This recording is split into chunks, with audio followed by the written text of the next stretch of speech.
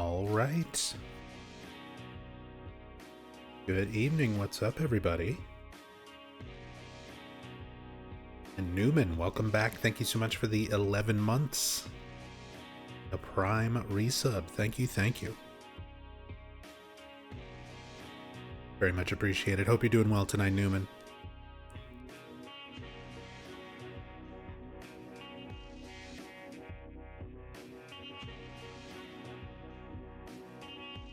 What's up, Oleander?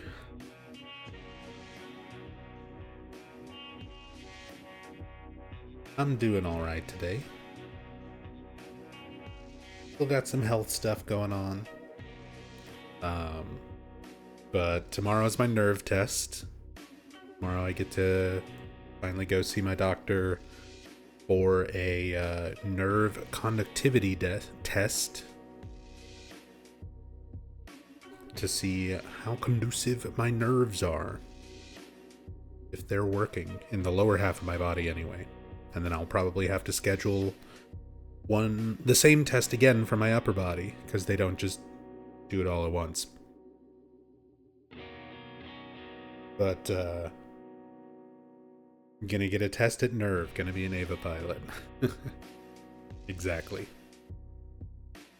Now, for those who don't know, I've been having some medical problems, and now that a lot of the anxiety stuff has kind of been dealt with, and I'm doing much better in that department, in the process of sort of dealing with the health aspects and seeing the doctor. And one of the other things that came up is I've been having numbness and pain on the left side of my body, my left leg, left arm, left shoulder, left side of my back.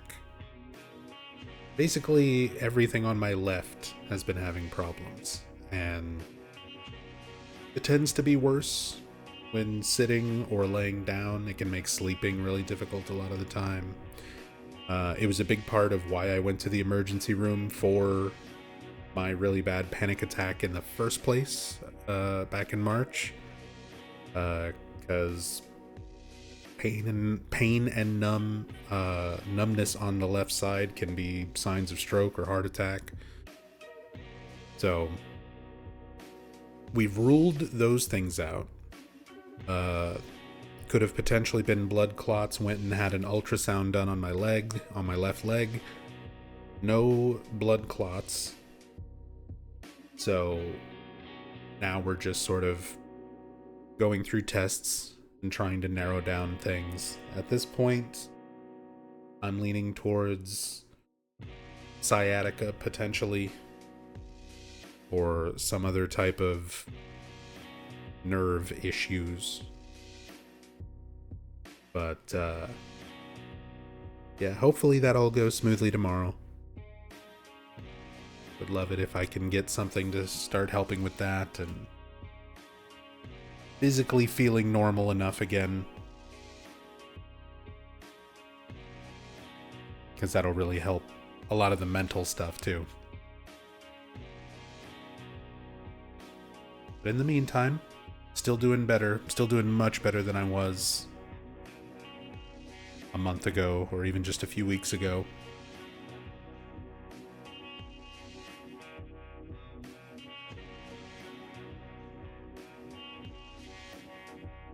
Thank you, Shadow Noises. And thank you, Dog Syrup. Hey, Nora. What's up, Tinkerbell? Good to see you.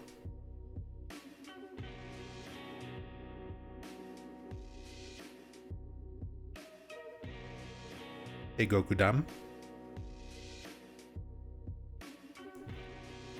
What's up, King Kane? Thank you, Temporal Fry.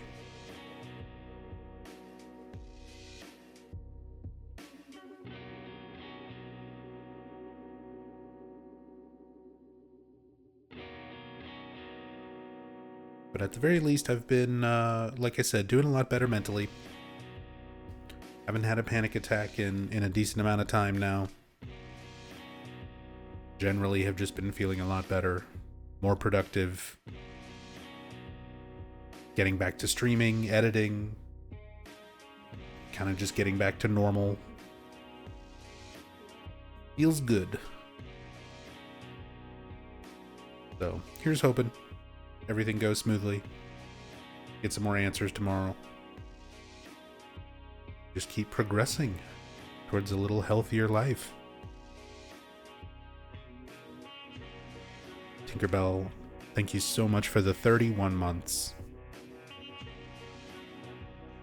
Coming back with the Prime sub. Very, very much appreciated. Thank you, thank you.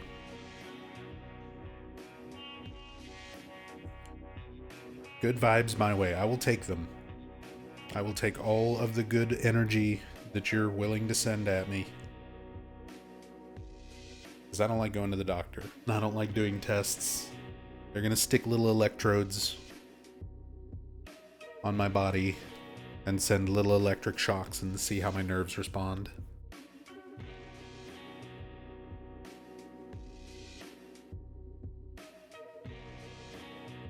I've heard it's not too bad.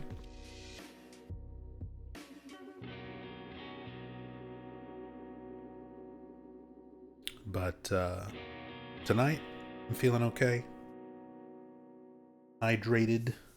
In my lane.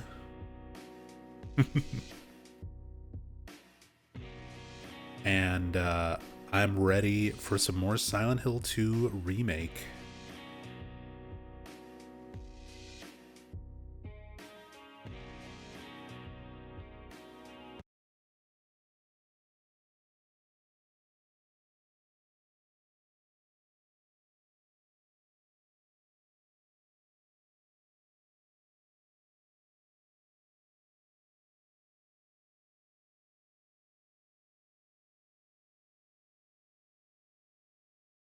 Ready for more Remake. More cam hacking. We left off. We're now in the Blue Creek apartments. Essentially the Otherworld version. Oh yeah, I switched this again.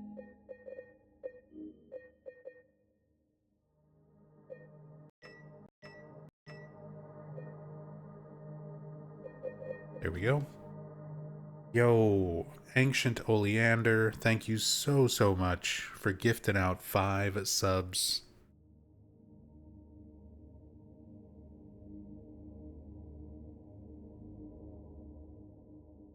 Starting it off.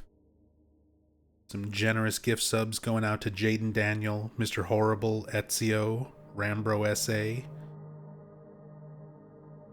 Mostel87. Enjoy those subs. Enjoy the emotes, courtesy of Ancient Oleander. Thank you so much. Very kind of you. Thank you, thank you.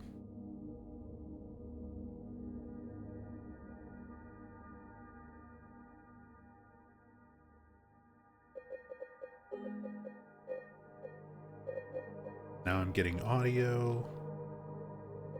Sure, this is not duplicating audio. We should be good.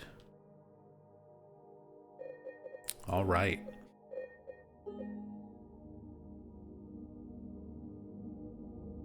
We've made it to the clock room. We've made it to day 7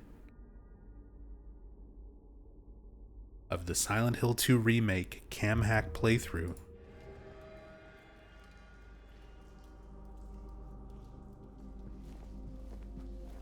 A week in, an official full 7 parts to this. And we're still in the apartments. And we've actually found a lot of interesting stuff so far. I've been really, really impressed with a lot of the subtle details and things I wouldn't have expected otherwise. Interesting out of bounds Easter eggs. Stuff just sort of hidden where you would never really be able to see it without something like this mod.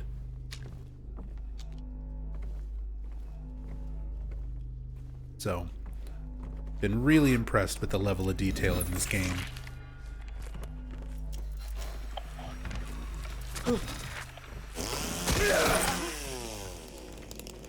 Nice little scare moment there.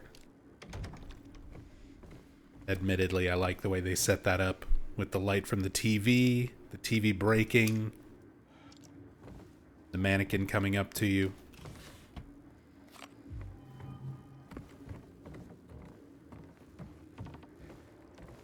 But we clipped through the wall last time. We actually saw this room a little ahead of time.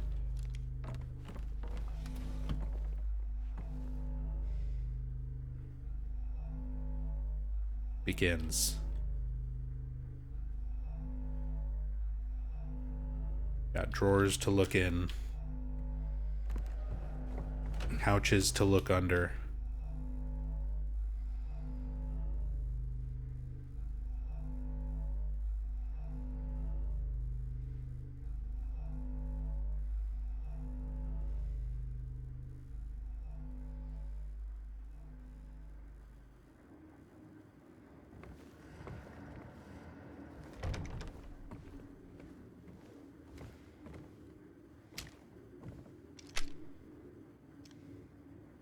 Crazy detail and things you'd never expect to have it, yeah. Like, there's a certain level of detail, I think, that is relatively expected from, like, good Silent Hill games. Because even going back to, like, Silent Hill 1, there's a lot of really cool stuff. Little references to horror and influences, inspirations, things like that, just kind of hidden around. So I feel like having interesting environments should sort of go hand in hand with a big part of Silent Hill's design sort of philosophy. But Bloober has really gone... They went unnecessarily hard on it with the level of detail. Maybe too much, considering how poorly optimized the game kind of is.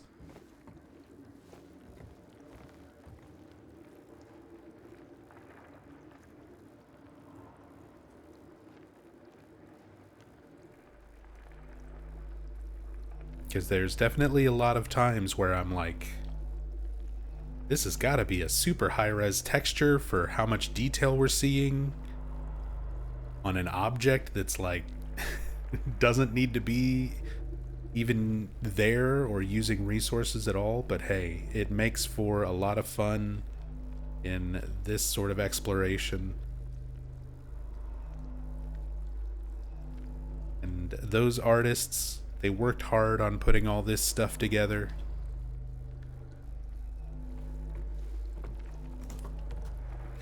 Definitely want to appreciate it to its fullest. I'm sure that's what the people who made all this stuff would want.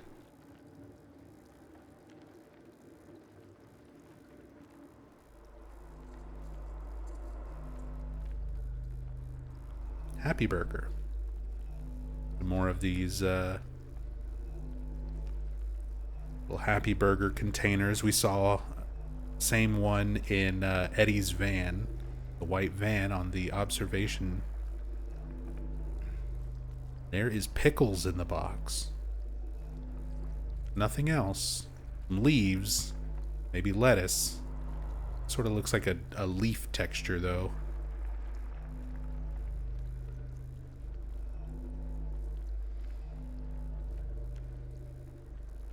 Someone did not want the pickles.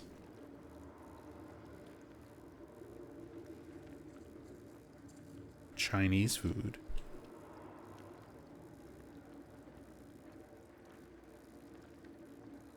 There's noodles. There's still noodles left.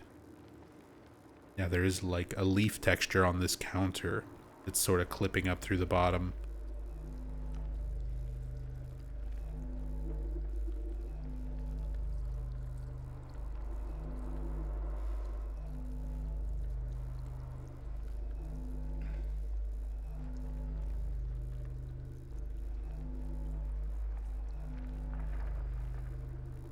Dog bowl. We're on this side.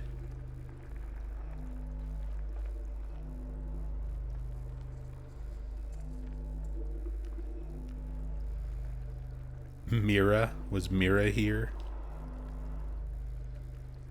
Eating some of this Bang instant breakfast meat?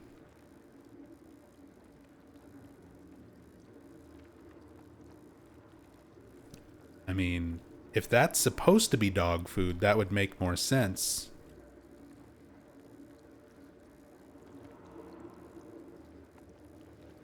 That is breakfast meat.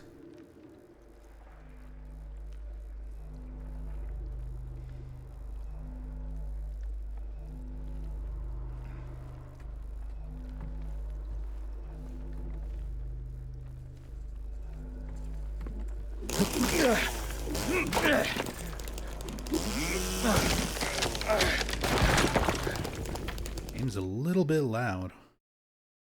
I mean, that's mostly the chainsaw, but turn that down just a bit.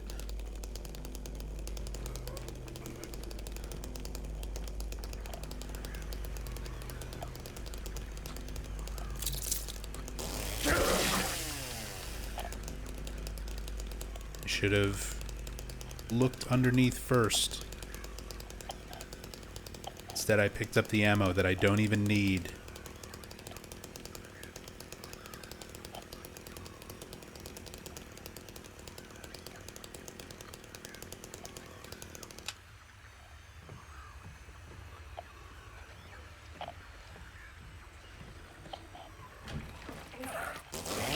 Get out of here.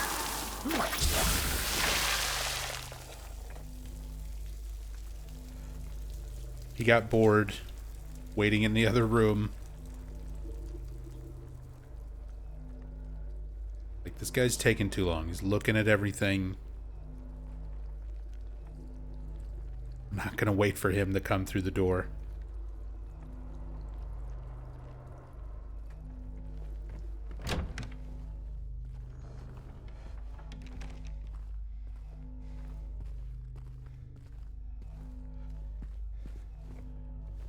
We got some toys down here. Another one of the little stuffed bears. This one's got a little sheriff's badge on.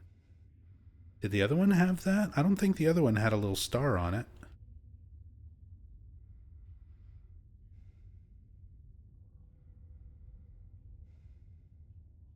For 11. Big wheel. Hey! Scary monkey.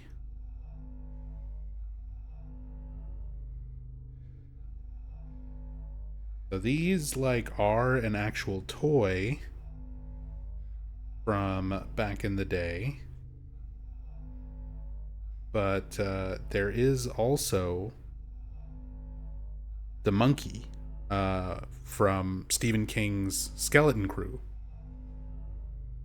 which just got an adaptation that I have not seen yet. But I was a big fan of the short story. I liked the monkey. And the image of it was on the cover for Skeleton Crew. And I can just remember the cover of that book very vividly. But yeah, considering the original Team Silent put a bunch of Stephen King references, Stephen King highly influential to the Silent Hill series.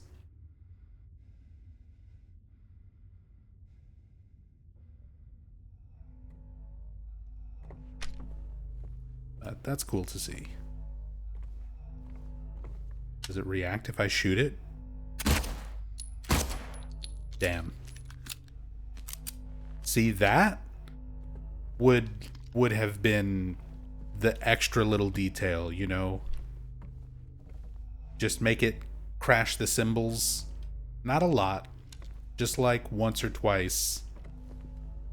If you try shooting it. That's the kind of stuff that, like makes me think of Metal Gear Solid. Metal Gear Solid, especially like MGS2 back in the day, had so many things like that. There were the little like toy versions of Vulcan Raven that you could shoot that would start going off and shooting little pellets.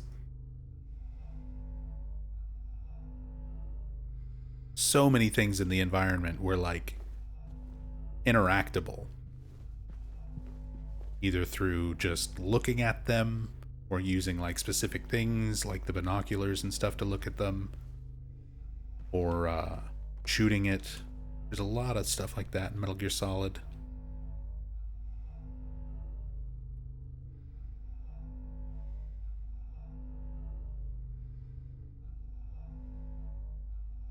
Oh, you missing a hand? Lightly photoshopped, smudgy picture of a baby.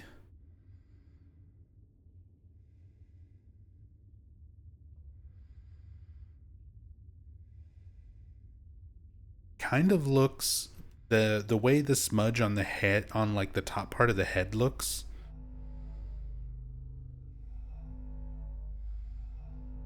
it's like he had a bowl cut. Reminded me a little bit of oh my god, Rachel and I always think about this child actor and notice a lot of things that he's in from back in the day. But he was the little kid in Pet Cemetery, Gage. Miko. What is his name? Miko something. I always forget his last name.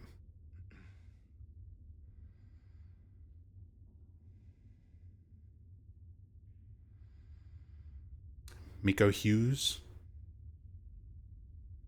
Yeah.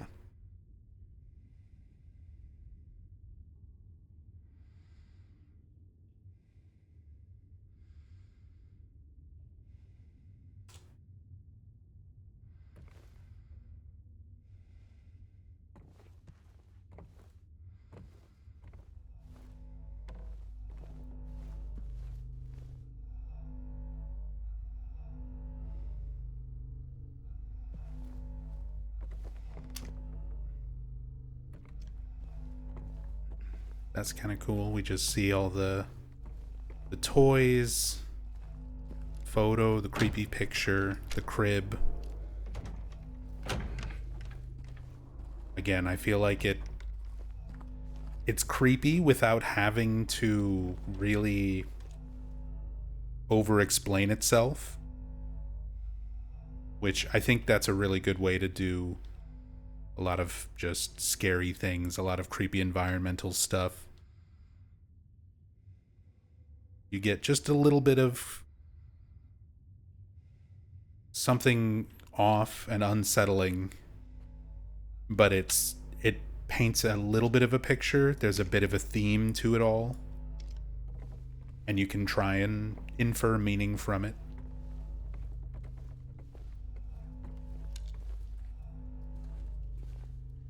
Like with James and Mary, Mary says in her letter, like, her and James couldn't have children because of her illness.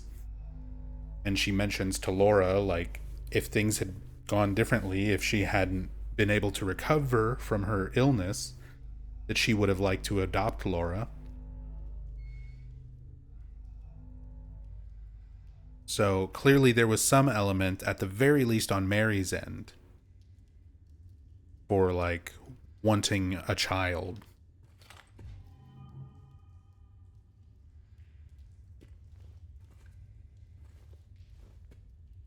And the illness would definitely take away that choice, that option, whether they wanted it or not.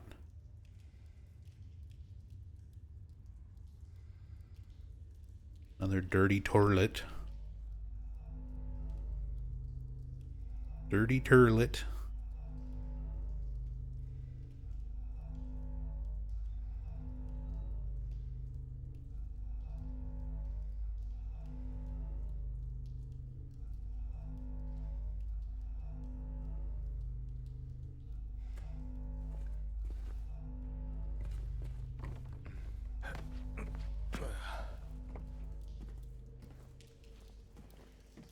periodically as I come out here, I need to check.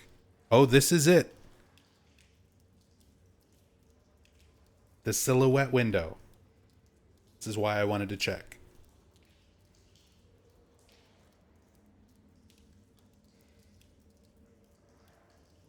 So it's we're gonna find out. Place your bets. When I clip through this window. Yo, what's up, Three Dog? Let me know what you think. When I clip through this window, is this going to be just a texture with nothing rendered on the other side of it? Is there going to be Mary? Is it going to be a mannequin? Or something else?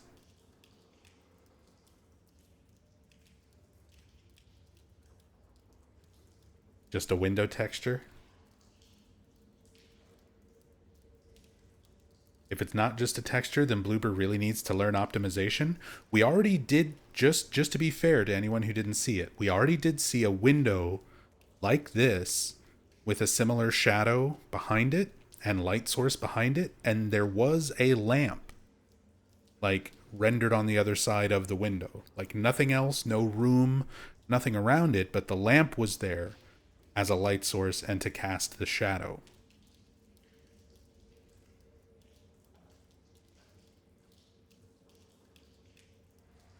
That's looking pretty flat. Okay, so the lamp is here, the room is there. Can set up a poll? Nah, I'm not gonna wait that long. I'm too curious myself. So we can see the room and everything itself. Oh, it's the valve room that we're seeing there.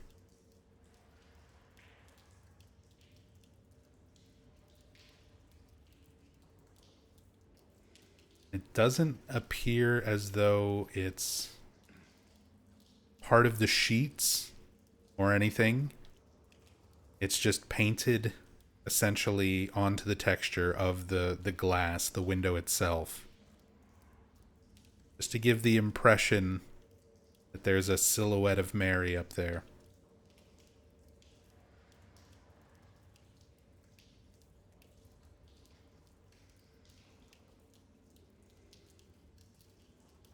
How did Homecoming do it with Alex's father, like through the cloth? In Homecoming, he is actually rendered there. Alex's father, Adam Shepard, there is a physical model for Adam Shepard, completely detailed and everything, because you can clip through the wall in Homecoming, where they do a similar thing. Alex is in the basement of the Shepard home, and there's a curtain blocking part of the basement, and he sees the silhouette of his father standing on the other side of the curtain. When you cut through the curtain with your knife and then squeeze through into the room, it's just a mannequin that's standing there. Well, the switch happens when you interact with the curtain, when you stab it. If you never stab it, it doesn't swap the model out. So if you just clip into that room, it's very easy to clip through things in Homecoming without any kind of mods. The game's just broken. But if you clip into that room without interacting with the sheet, there is just a model of Adam Shepard, and it even has animations. You can attack him and he will like stumble backwards. Like he has animations and stuff tied to him that never come up anywhere else in the game. So it's really, really interesting how Homecoming does that, where they've got a full model, they've got animations and stuff tied to it that are just unused through the normal gameplay.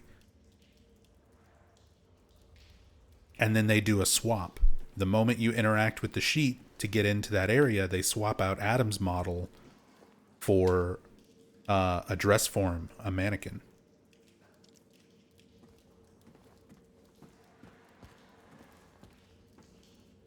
But still, really cool effect as you're running around out here, just to see the window, the silhouette, just enough. It's funny how striking not only the image of Mary is for this game, and how they sort of set it up for you by, giving you the photo and a couple of flashbacks and things to Mary by this point. You find the mannequin with Mary's dress on it. Just even the silhouette at this juncture is enough to sort of invoke the idea of Mary.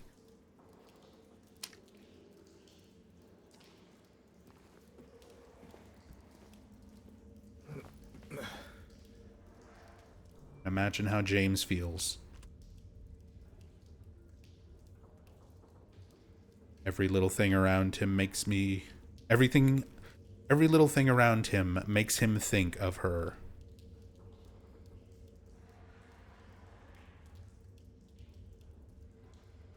Sort of surprised James doesn't acknowledge it. That's to illustrate, I think, just how strong his delusion is. I think a lot of times we as the player are seeing things differently from him. Like, we're seeing a great deal of what James sees,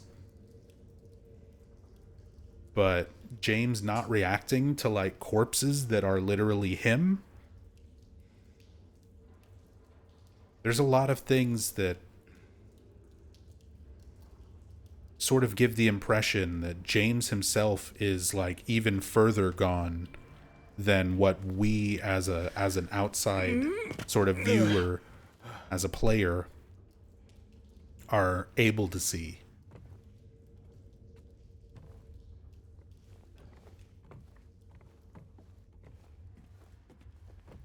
I think that's sort of maybe a way to indicate what is being manifested by the town and how much of it is just James's own denial, his own extreme level of mental repression. We start getting even more and more imagery here. The wheelchair, it's like all wrapped up. These like kind of nicer leather chairs. For some reason, these types of chairs really just invoke the feeling of doctor's office to me. This feels like Mary sitting in an office with James and the doctors, like, talking about just how bad everything is. How much worse her condition is getting, the fact that it's not treatable, that they're not having any progress.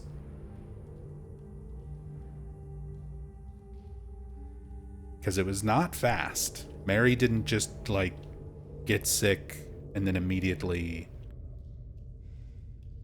go through the events of, like, illness, going home, getting killed. It was over the course of 3 years.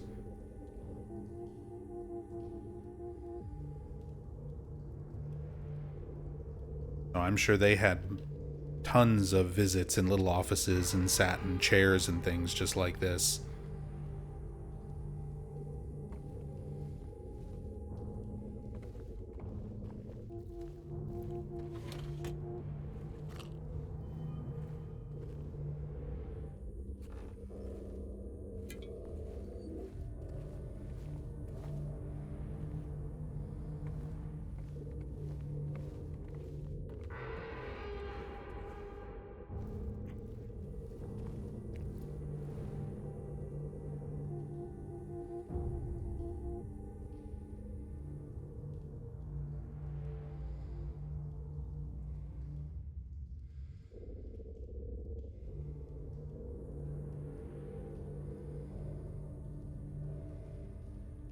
Three Dog said it's one thing that adds extra sting to the story. She was just about to die anyway. It was going to be 3 years at most, and those 3 years were up.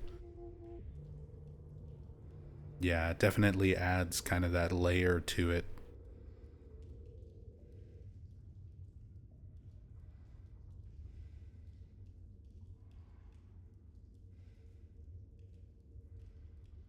Although I will say the reference point for 3 years, because that is part of James's delusion, likely coming from,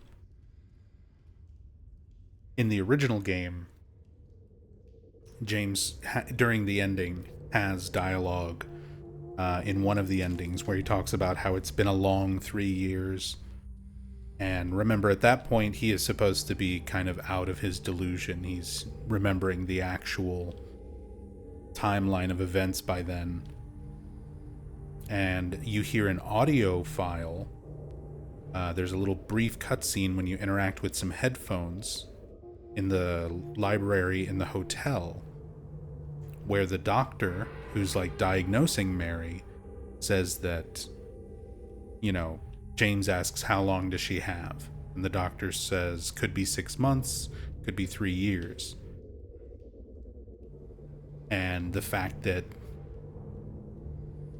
he was accurate on that estimate, the second estimate anyway, if we're to believe James's dialogue and kind of believe that the whole timeline of everything.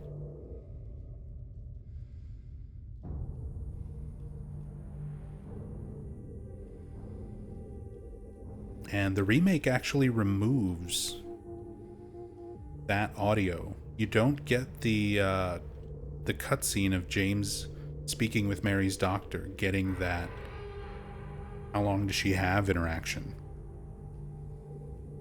There's a little flashback moment where you can find the tape recorder and the headphones in the remake, but you can't actually play them. You can't listen to it.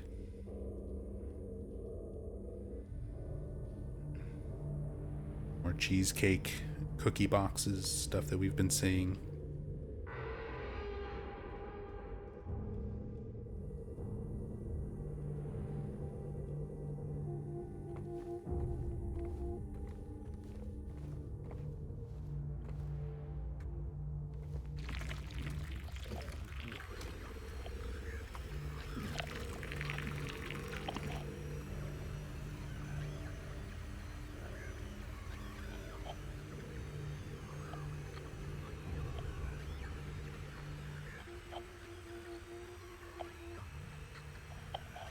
Oleander, Nub, do you have any thoughts about the recurring presence of the number 3 in the series? I mean, this is one of those things where if you were to ask the right Silent Hill fan, I'm sure they would have a long list of conspiracy theories and numerology to cite for you. I don't believe in that sort of stuff. I think that in terms of video games, 3 is just a common used number. Like, it's a well-rounded number. It's not too low, it's not too high, but having like 3 items to solve a puzzle, 3 pathways to choose from, 3 main characters in a scenario, having to do something 3 times. Like 3 as a number in terms of game design is sort of a golden number. It's used a lot. Not necessarily with any sort of specific relevance or meaning. So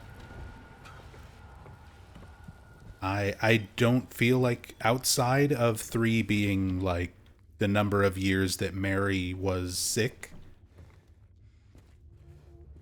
which would be a reason for the number 3 to like come up from James's subconscious a lot, if you want to view it in that sort of light.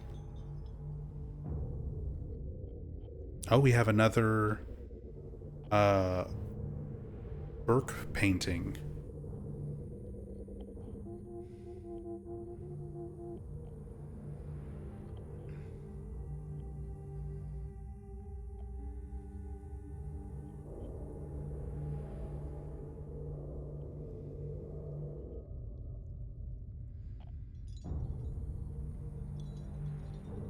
Burke? Bulk? I looked this artist up last time for another painting. We saw the signature.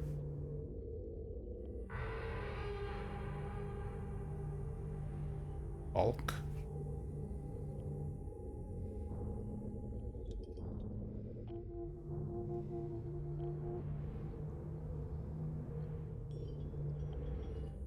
Peter Balk. That's what it is. Balka.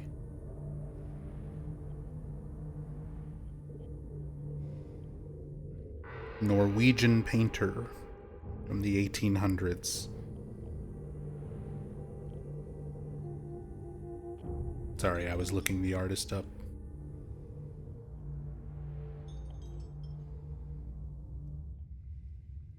Better shot of the painting itself there.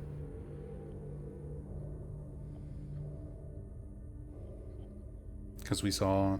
I can't remember if it was a different painting than this one, I thought.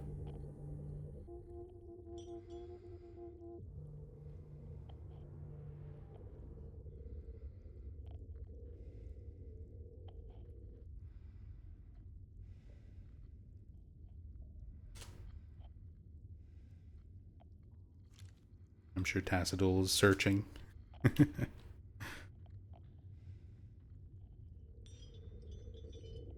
I've been meaning to go back over a lot of this and reverse image search things, but I haven't really had the time to sit down and do all that yet.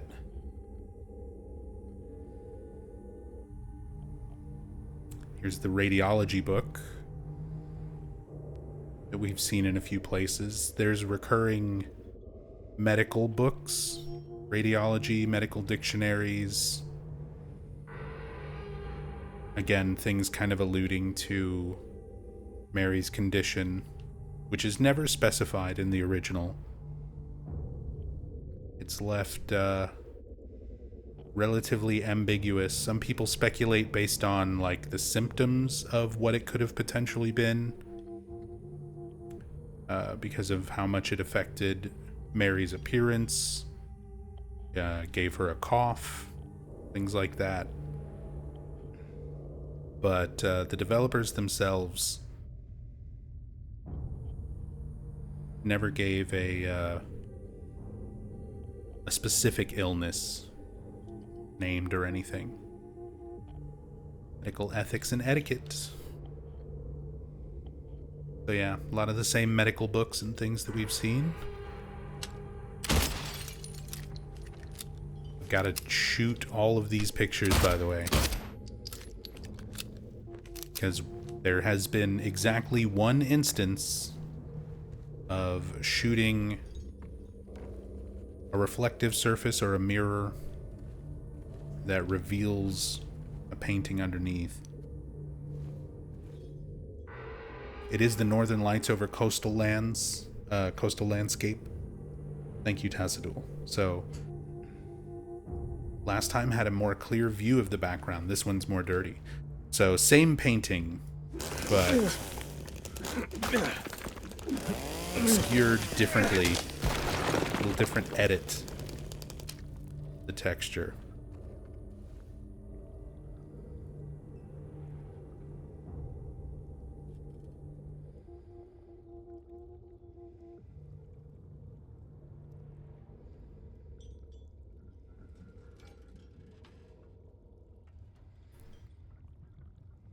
Keep seeing this little corner of a texture.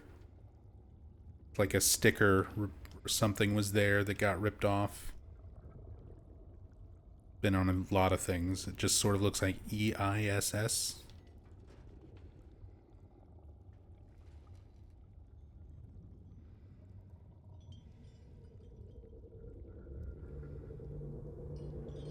Jars. No light bulbs. Still trying to figure out if we will encounter light bulbs in any of these cans.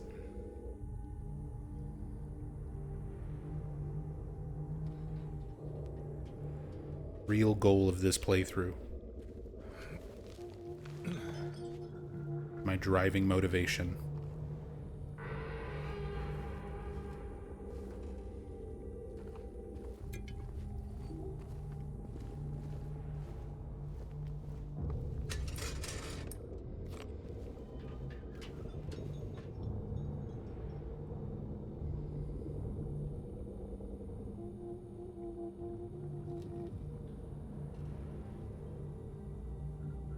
like, watch there be a whole bunch of fuses actually inside.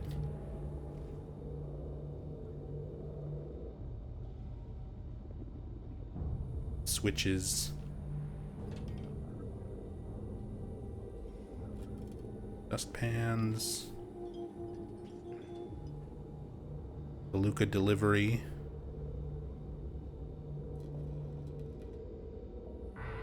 Stuff in this box.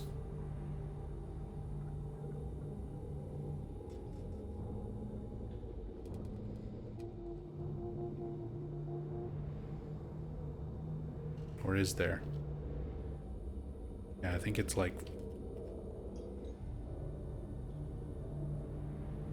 Hard to tell if I'm looking at the wooden slats from up here, but no, I think there is...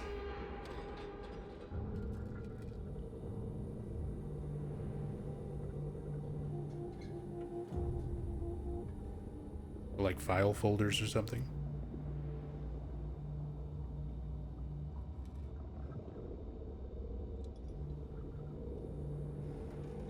Rusted chains.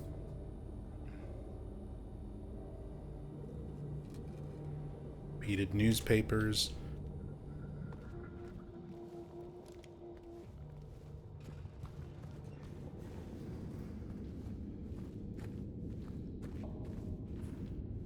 Again, for where we're supposed to be, like being in an apartment complex,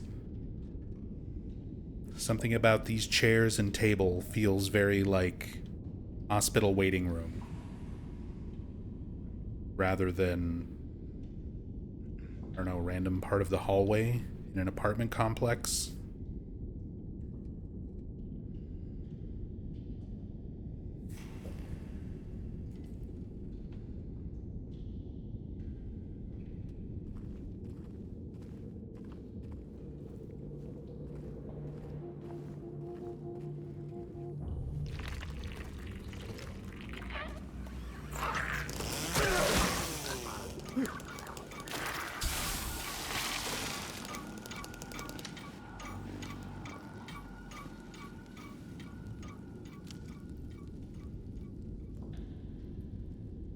Ultimately, this is kind of where we're headed.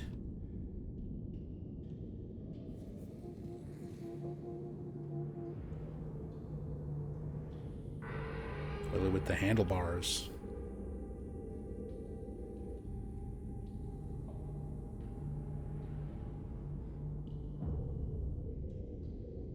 Mannequin waiting over here. The mirror room. Picture room, whatever you want to call it. All these things in frames. Last stream, we saw that all of this stuff, a lot of these objects were already rendered even before the cutscene where you come over from Woodside Apartments to Blue Creek Apartments. We clipped out of bounds and saw like a lot of these assets were already here or like partially rendered.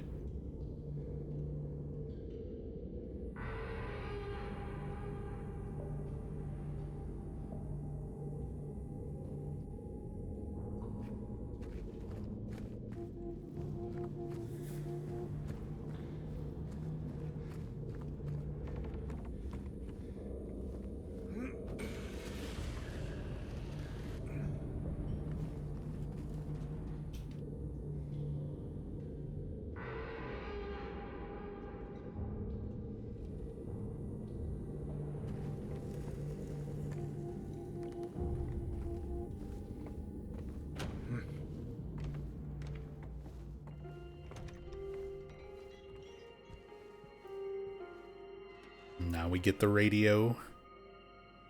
So there was a radio, like identical to this one, in James and Mary's home, in the apartment that was like a recreation of James and Mary's home. Now we can hear it playing Magdalene, the same song that he was hearing on the broken record in the jukebox in Barneely's. And then, yeah, later on in the hotel, if you examine the piano, James will actually play this as well. play a few notes from it.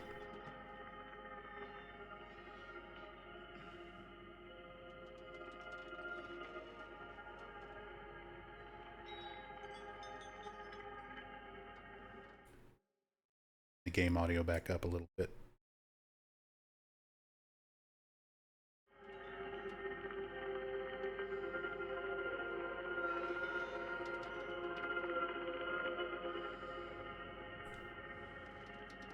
Whoa.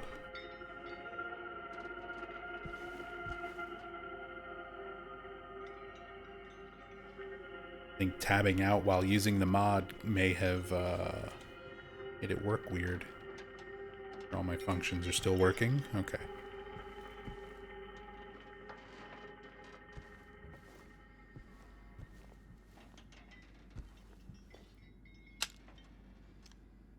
Personally speaking, wish they went with another song for the radio, and the first time we hear Magdalene where Marie is telling James the story lessens the impact of hearing it for the first time post-elevator.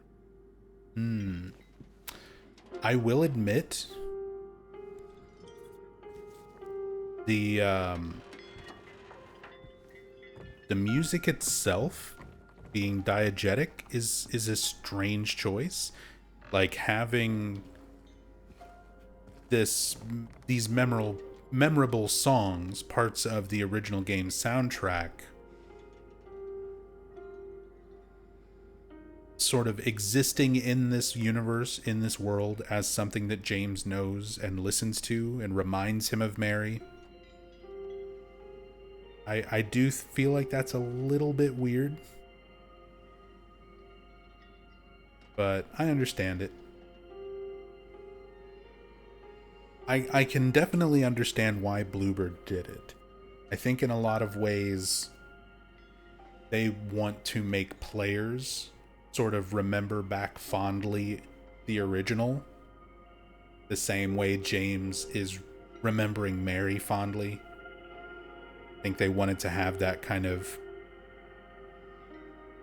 same sense in the player for people who were familiar with the original, that you're also sort of like thinking back to this game.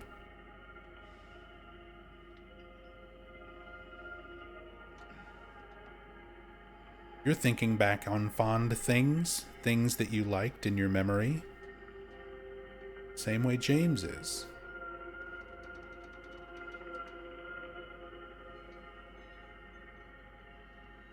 Anyway, give me a can of sliced peaches and some raspberries. Some rare tuna. And the moist and delicious perfect taste pound cake with real strawberries. And some apple juice in a Spam can, please.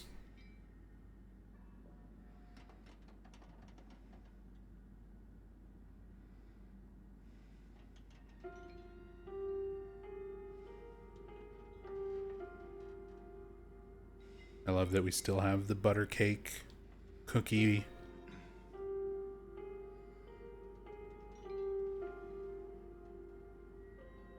And relatively minor background assets from the original games. They like recreated for this.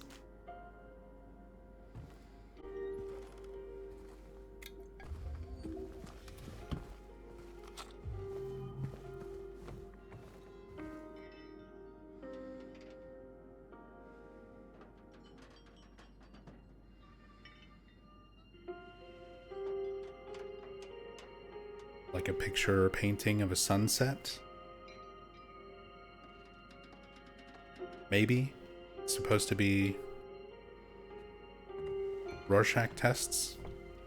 What do you see in the distorted picture? Probably not, considering how much of it is like actual existing artwork or just like edited photos, actual photos.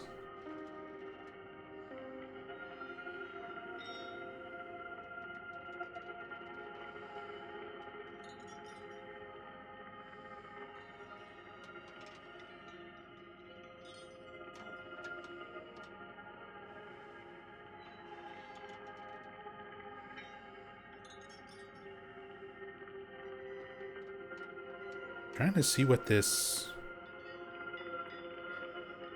It's like red vinyl is here. Because we've seen a bunch of the records. And things in like... I Love Groovy Music and some of the other apartments. I don't think this like bright red one, any of the ones that we've seen.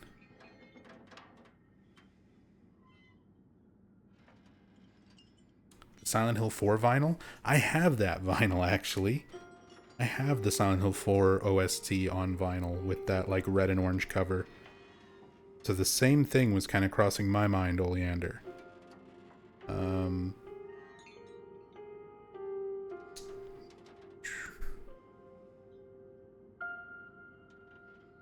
It's a very similar color scheme.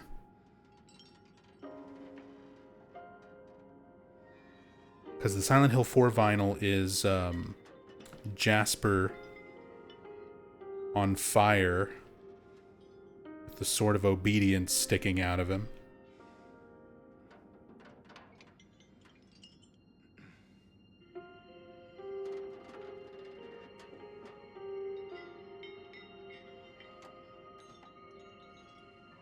Can't get a very direct shot of it, unfortunately. Oh. That's the best look we're gonna get at it. It's a dock.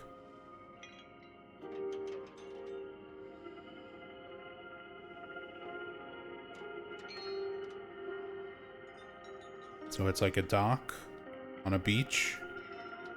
Or like a little house, gazebo thing. You can see furniture there at the bottom. And then, like palm trees. Not at all what I thought it was. Just seeing this. Just seeing this little top part of it. I was like, what is this? Death metal album? Or Silent Hill 4 soundtrack? Beachside Resort. I was way off.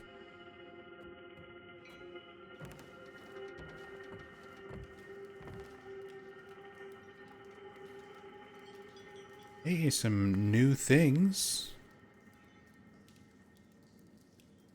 Pair of glasses. System pipe. Pair of headphones. Saw those in a few other places as well.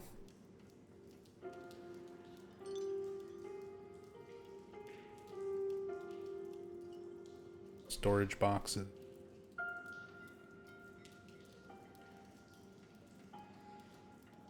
Yeah, some unique environmental things.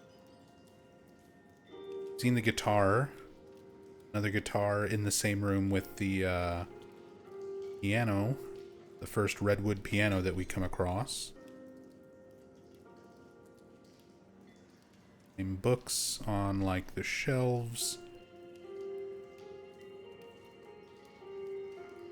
Yep, I recognized this box of books. I'm like, is the scary face in this one? And there it is. We found that last time. In a different place.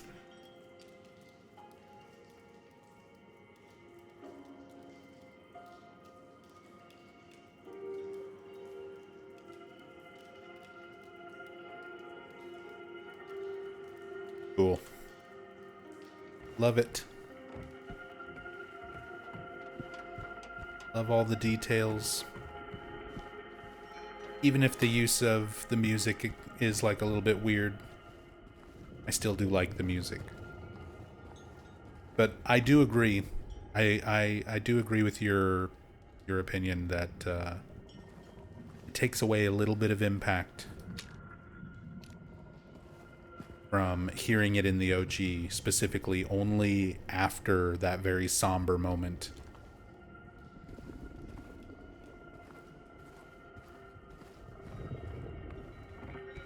very end of Brookhaven. This is the same room where Mary's shadow was, yes. This lamp and the window right here. Although now that we're in the room itself, it's not illuminated the same. Nothing, no light, no silhouette or anything outside. Lamp is off.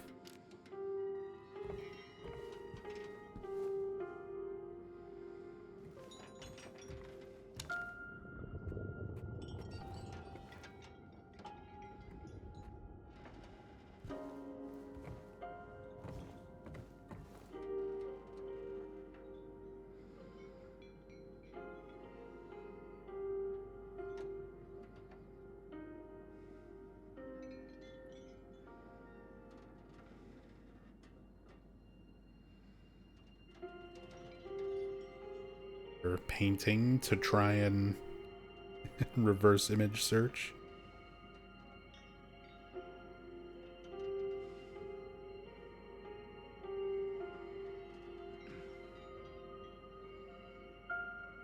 See if I can find this one. There it is. Right away.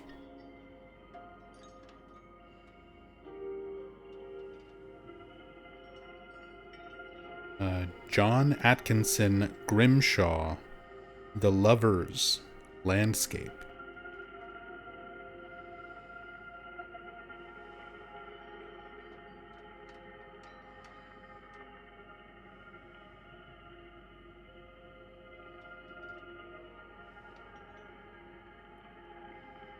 So it's actually a painting called The Lovers.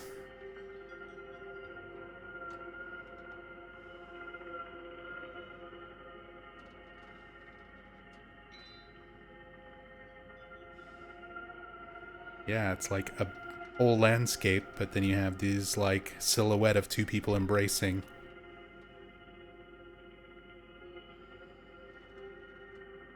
So it's a real piece of artwork, but obviously thematic to James and Mary. On top of the music, on top of being the room with the silhouette.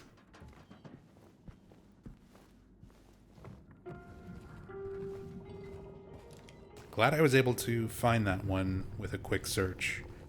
I don't always get a result fast enough, and I don't want to linger on it too long. These playthroughs are already long enough.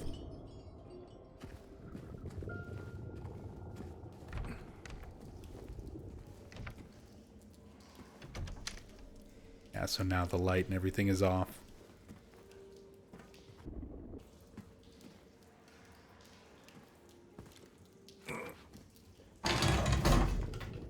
Oh no, the window closed. That would never stop me. Let's see what happens if I clip outside after the window closes. Ugh.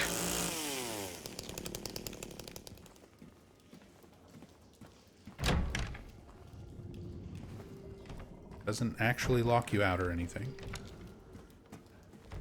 Closes this.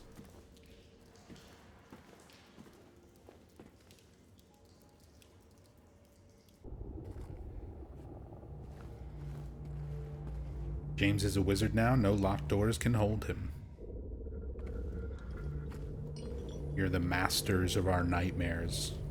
We go where we want. And in the rusty tub. It's a really,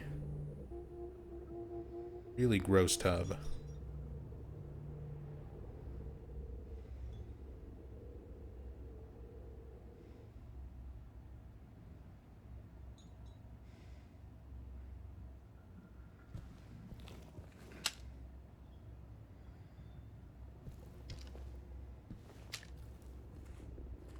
Same sort of toilet that we've already come across. Rust tub, rust tub. Can you break the glass? You should be able to, because you actually do that for a puzzle later. So, yeah. I'm gonna say. I know the effect is in the game.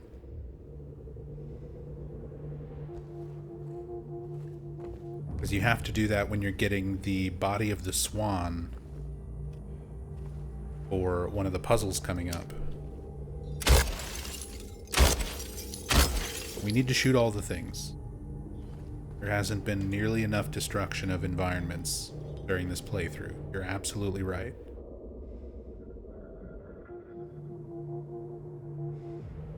Key to 306.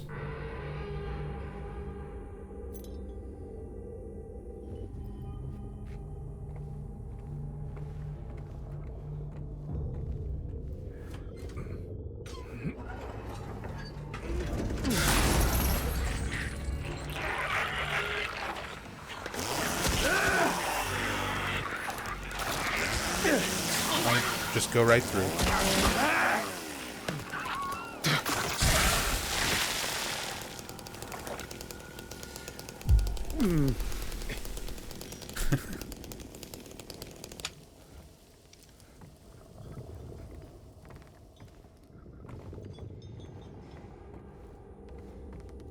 Did you get the box set they just released? I got medical bills. I'm not getting anything right now, unfortunately. There's a lot of cool stuff being released around Silent Hill and stuff in general. I definitely can't afford any of it at the moment.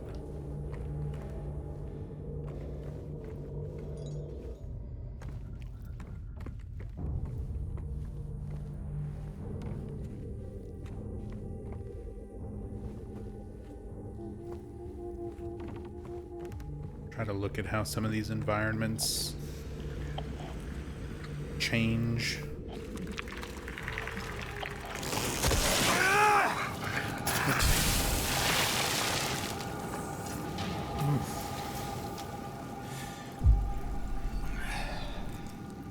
I was trying to get him to do it again.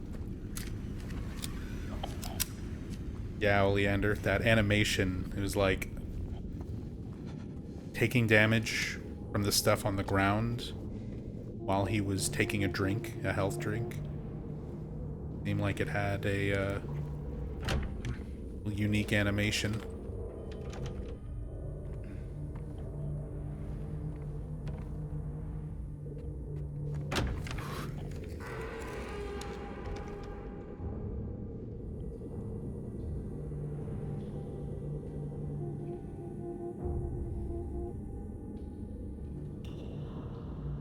Whole lot actually there. Thought he was shielding his face from the gas and gagging? That may have been it.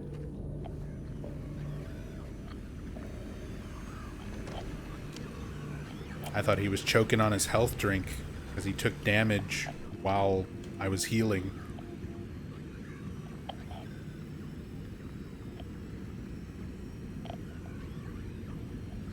To try and test it.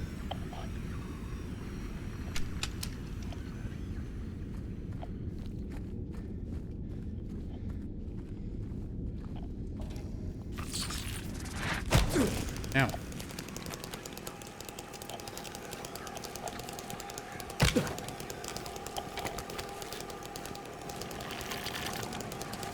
Oh, come on. Do the pounce.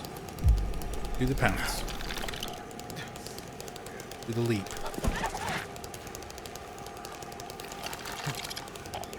Did they not do the leap yet? I thought they would do the grapple. Like, all of them could do that. Not like a specific variant. I wonder if they're less likely to do that or don't do that on easy combat.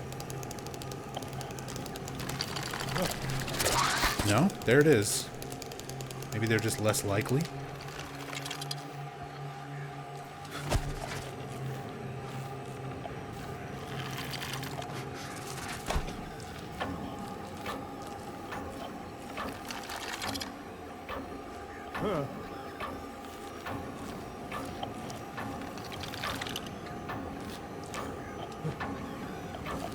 Probably a range thing, maybe.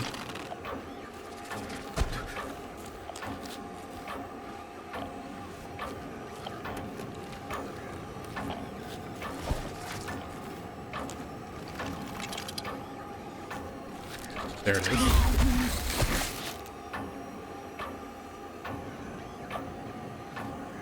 I just kind of wanted to see some of these animations we haven't really looked at yet.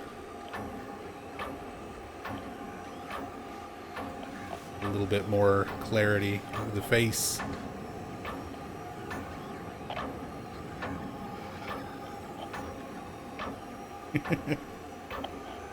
There's a good image.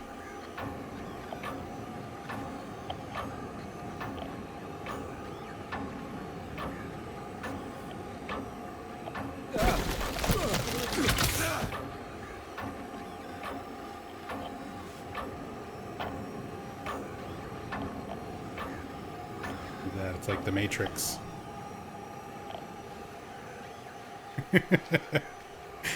Get a Matrix spin for the mannequin dismount.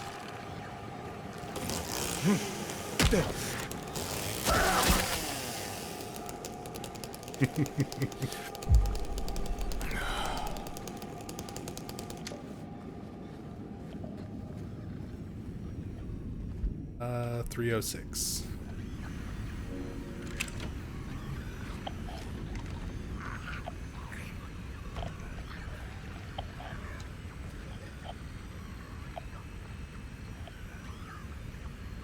Flying figure just hanging out around the corner here.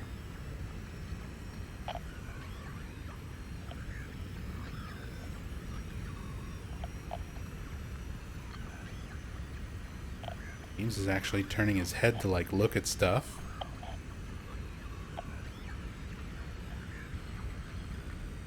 Which was a thing in the original games as well.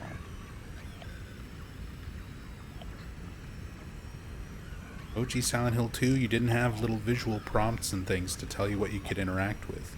A lot of times you'd have to pay attention to James's model and see when he turns his head and looks at things.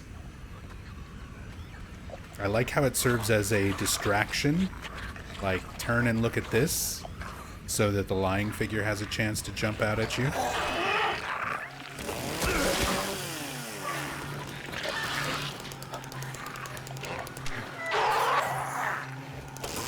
While you're dealing with that one, this one gets up.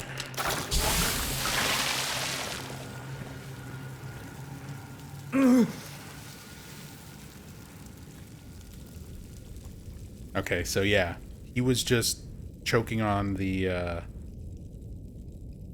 lying figure gas. The toxic cloud. It's handling it well.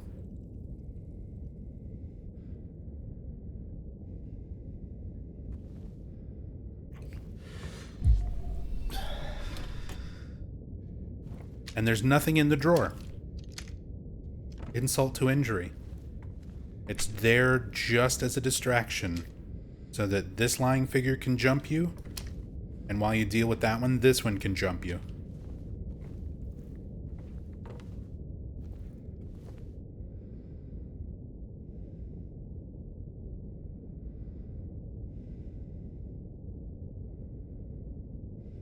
Careful. I don't think I've seen a box with careful written on it. Breakable.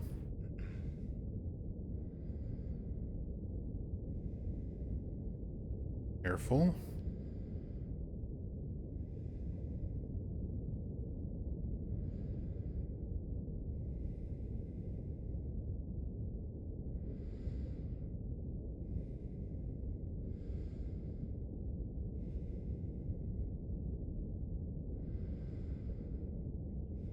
Weird picture frame thing.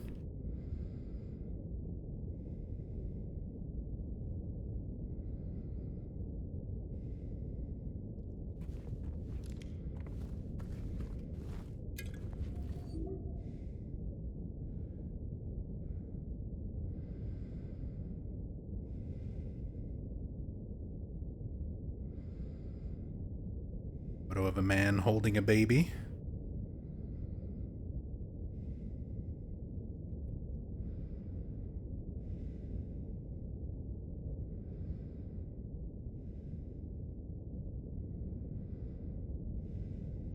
Again, I think a lot of these are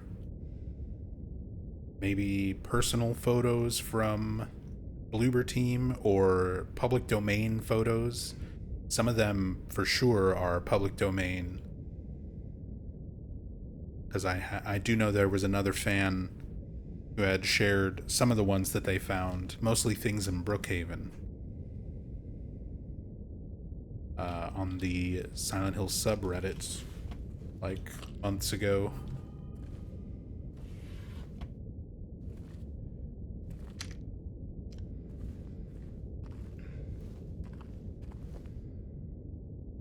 I think a few of these we've seen already as well. Yeah, the like couple holding the baby, these very PT kind of reminiscent photos. Definitely not demonic children.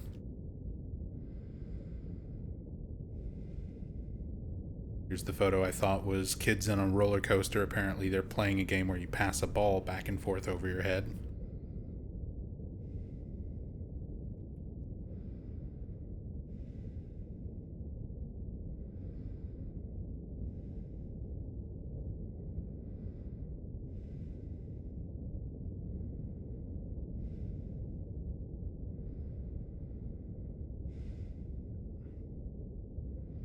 That one looks...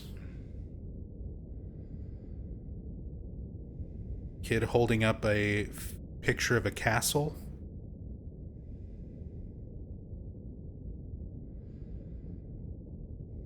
Or a church or something.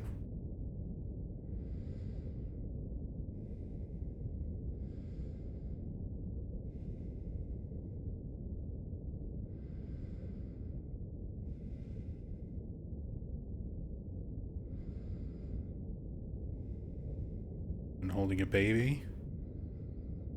Baby's face is smudged. Weird little edits. Electrical diagram.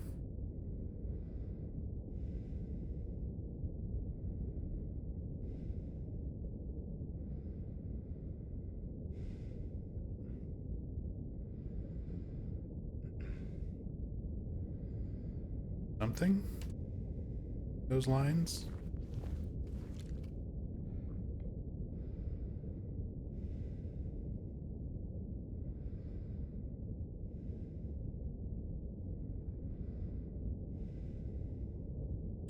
Would love to know if someone can make hide or hair of that diagram. Same. There's a lot of this stuff. I'm no electrician. It might not even be an electrical diagram. That's just, in my limited knowledge, what it reminds me of. Kid holding creepy baby. It's funny because somebody in chat, as I look at the creepy pictures of kids, they were like, little Walter?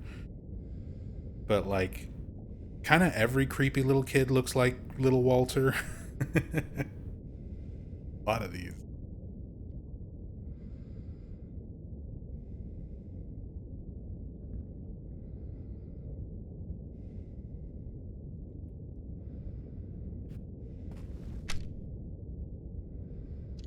Similar stuff to one of the other rooms. There was like the walker, the older model of TV. Just, again, at one point, I can remember we still had a TV like this, and it was not in much better condition, because even by the time, you know, I was still fairly young, we had this TV, or a similar TV to this one, and we just had the new TV on top of it. You just throw a cover blanket over it and it becomes a table for the next TV that you just set on top. That was the trick. Was the experience that a lot of us had back in the day. You didn't get rid of the old TV. The old TV just became a table for the new TV, because it was just a giant block of wood that was next to impossible to move.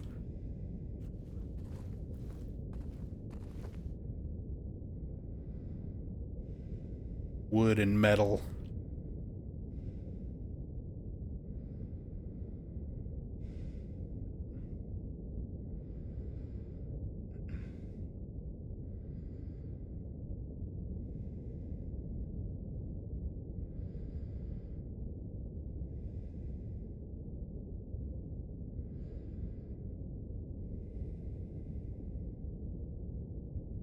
Looks like a lot of the same books and folders and stuff that we've kind of seen already, but never know. One's a little more unique. The horse. Although I think we may have seen one like this was in the Andy's bookstore, part 1 or part 2. The early parts of this playthrough, whenever we got to Andy's bookstore.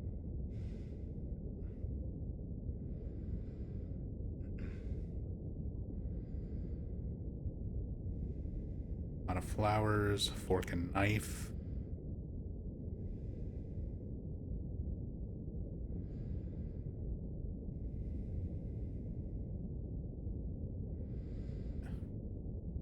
Don't think I'm gonna be able to get a shot where I can actually see these covers. Unless they're sort of laid out in the open.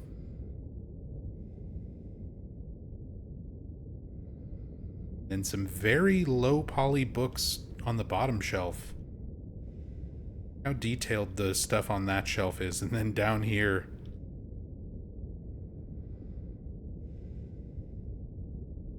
got the PS2 texture. Really wanted to harken back to the old days, the original game.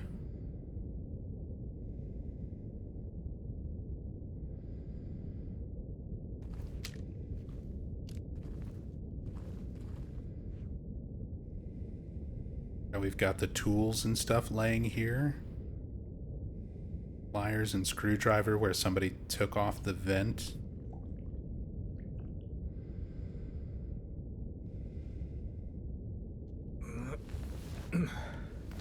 They knew which shelf to optimize. I mean, true.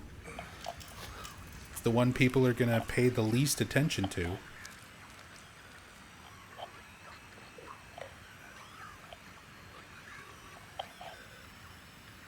And just calmly walking out of there.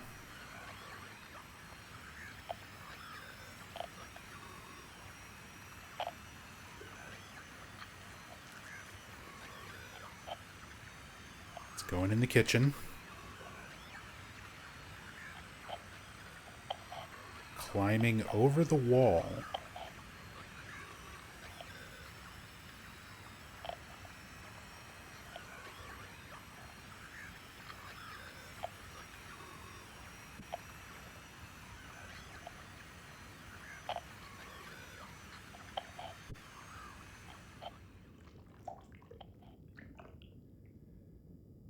Now it's hiding.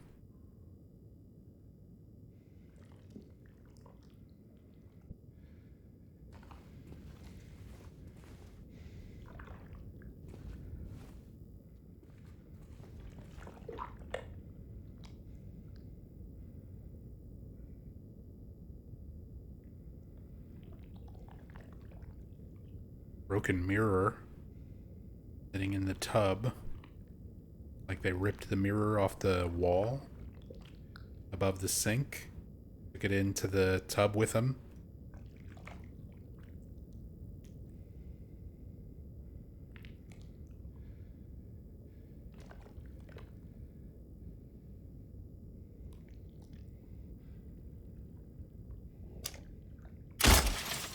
Gotta shoot it. Watch this one have a painting. Nope, just blood.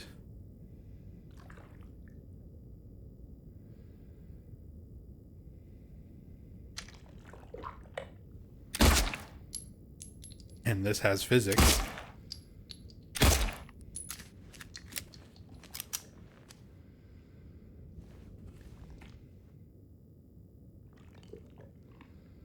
Bloody handprint on the door frame. Bloody hoof prints. Mannequin stump prints.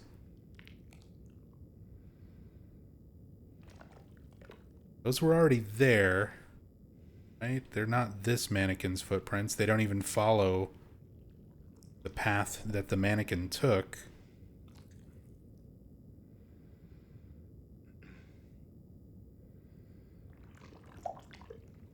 Environmental storytelling. Yep.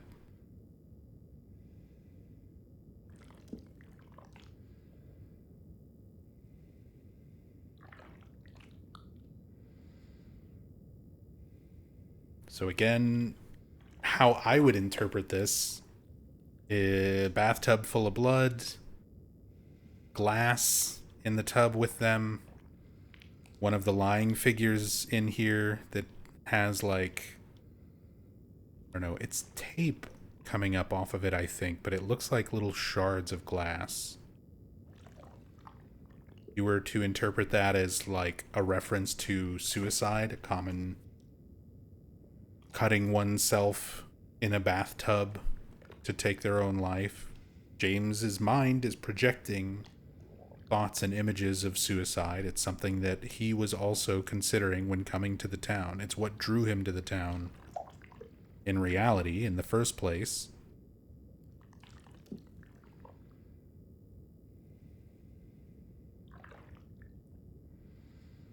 But then the idea that footprints then lead away with bloody handprints as though they got back up out of the tub and walked off. Or maybe it's just a creepy bit of set design to make you interpret things, make you follow bloody footprints so that you get jumped by a mannequin.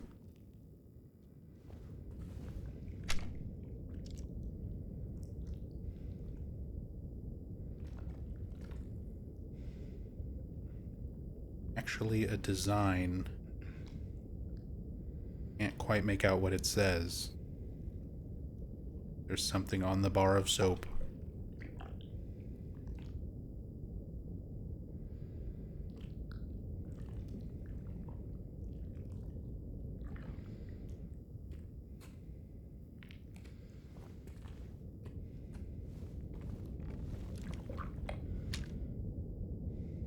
Like streaks on the ground, kind of implying something may have been dragged.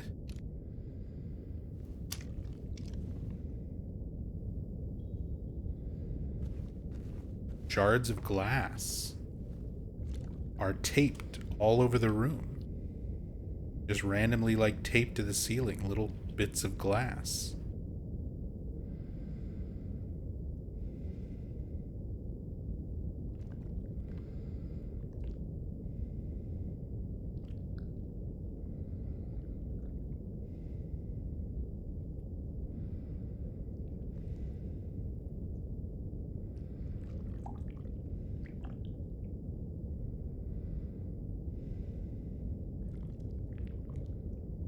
A room full of broken mirrors. Mostly broken.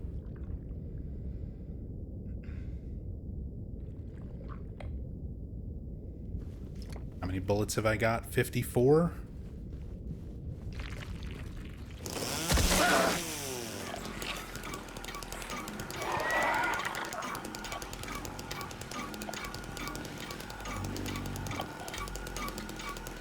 We've got this one behind us, and I'm pretty sure this one gets up, doesn't it? If I remember.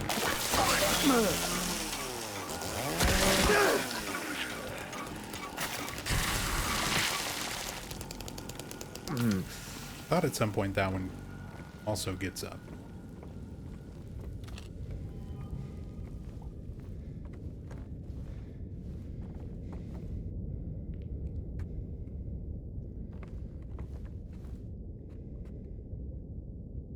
Shards of glass everywhere hanging from the ceiling. And that combined with like the bathtub imagery, I think definitely supposed to give that implication of self-harm.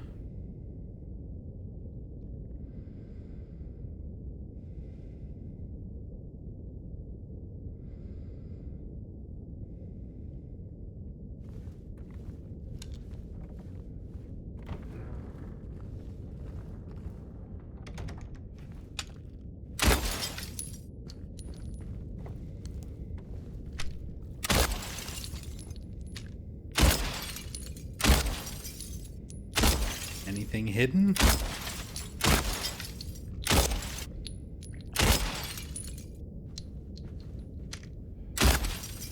What's your best RTA for shooting all the mirror shards? Oh my god, you can do that. I've never done it before, so doing it right now.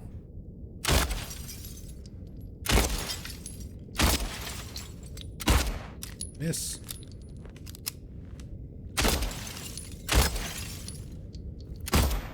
Miss. My accuracy score.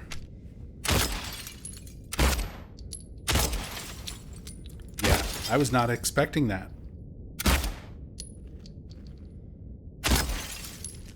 I don't think I ever tried doing this, like shooting at these shards and seeing if they would react. I was so focused on the mirrors and things around the room and on the walls, I didn't think to just shoot the shards. Really gotta shoot... Hello?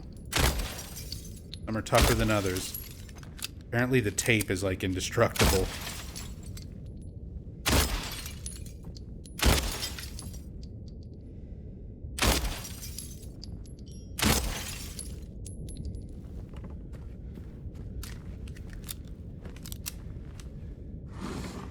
I was like, there's got to be ammo in here for you to do this, right? Give you some extra bullets.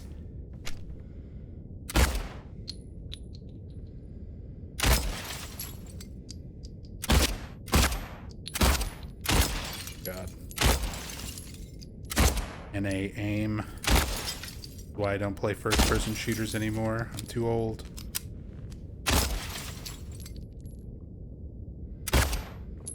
No.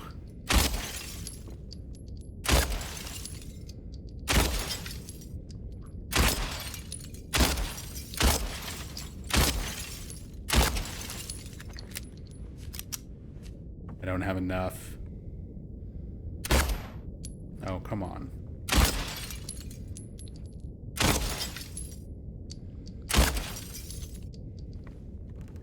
We gotta find more bullets.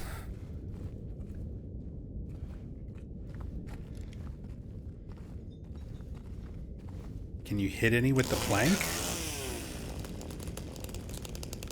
I mean, chainsaw don't reach.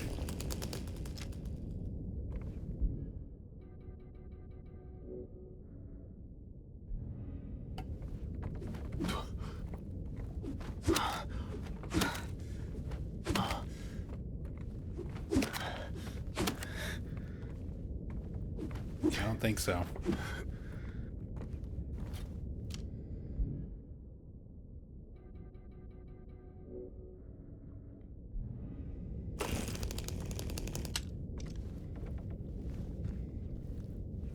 Cool detail, though. I definitely didn't think to do that in any previous playthroughs.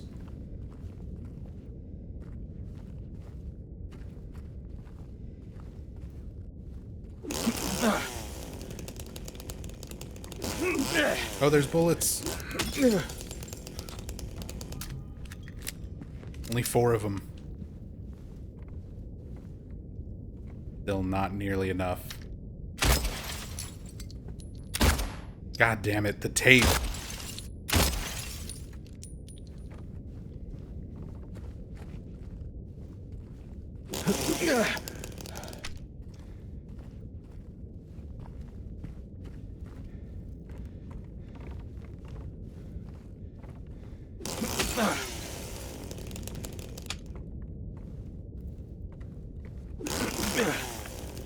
Okay, I can hit some of these.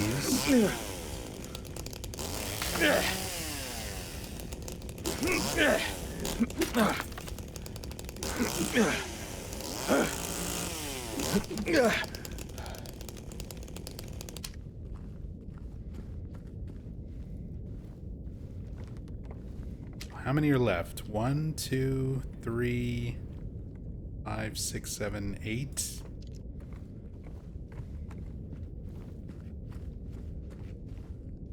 Gonna have to save up ammo for a future playthrough.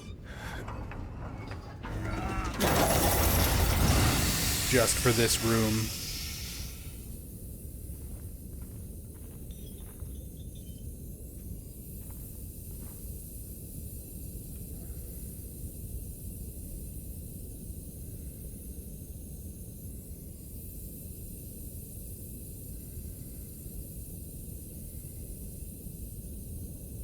looking at how nasty the valve looks.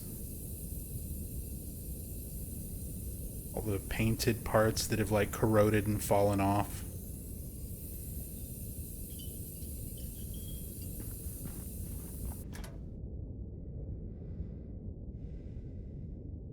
Holding my valve pose.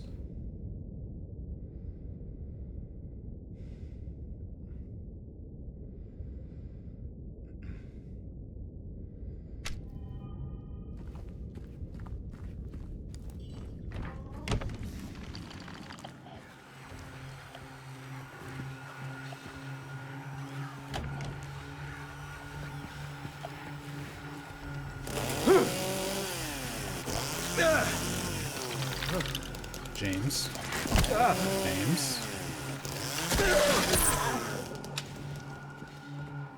Good old chainsaw.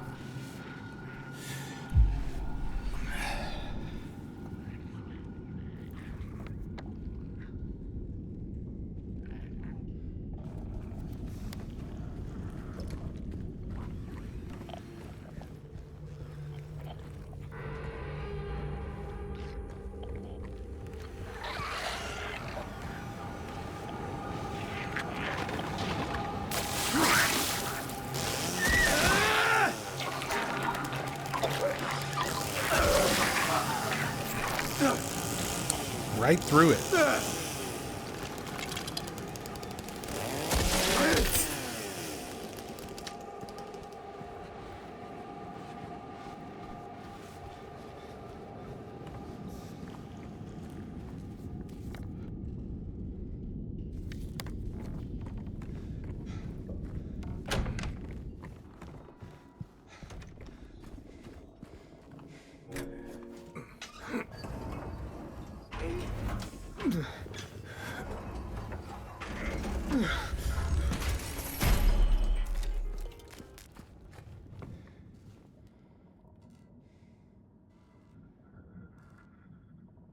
Radio has been released.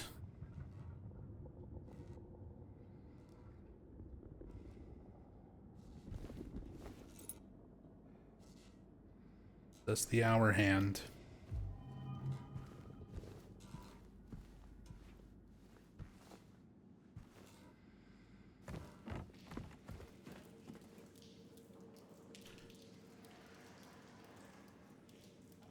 Yeah, so pretty much once you solve that, hell, once you enter that room, normally that lamp and silhouette effect goes away.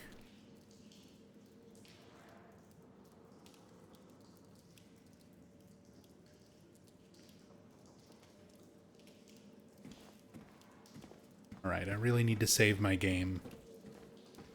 I really want to try something that might potentially break everything.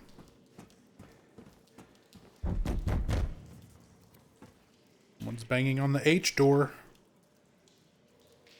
Who is it? It's no one.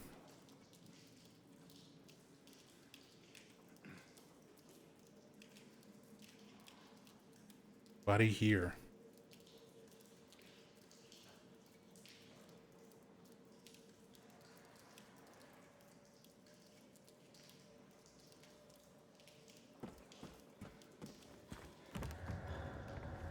Alright. Save the game, just in case things break. I really want to see what happens if we just teleport down here to the Pyramid Head fight area.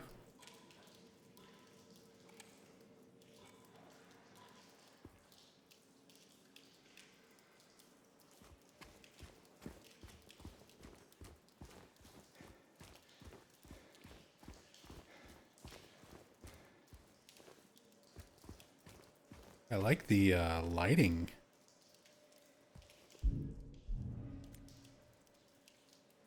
That you get with the swinging overhead lamp.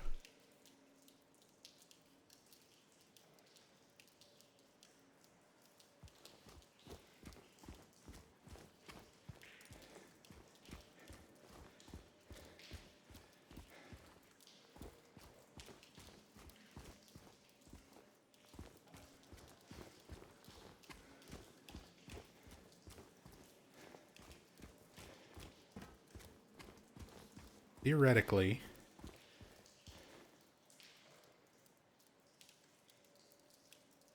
Okay, front lobby after the Pyramid Head fight area is here.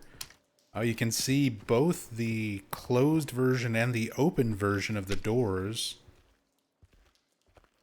are spawned in at the same time. So when you get the cutscene of Pyramid Head leaving and opening up this exit, it's just already rendered there.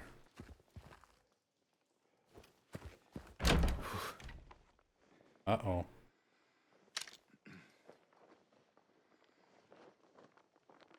Well, some of the town is there. Oh.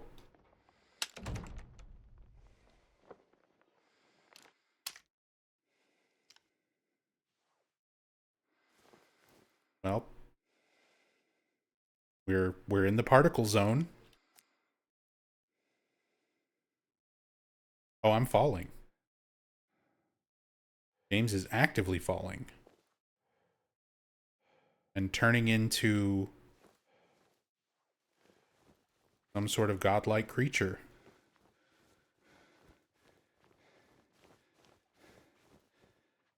What is this lighting effect? Oh. Gonna run around in the void now, I guess.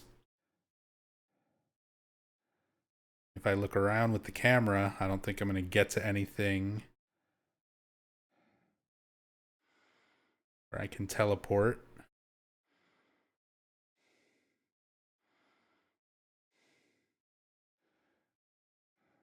Oh, there's a point of light. I'm zooming around with the camera. What is it? What could it be? It's James again. Okay.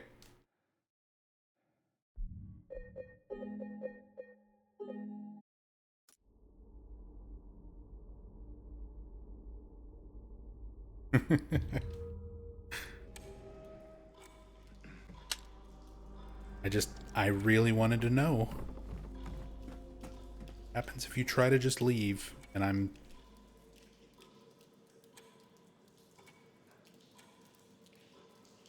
Oh, if you reload the save... I didn't load the wrong one, did I? No, I still have the hour hand. Reloading the save turns the window lighting effect back on. Just no silhouette.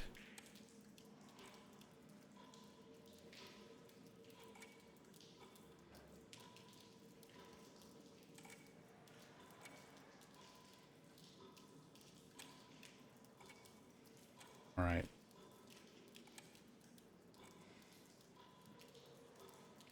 Interesting.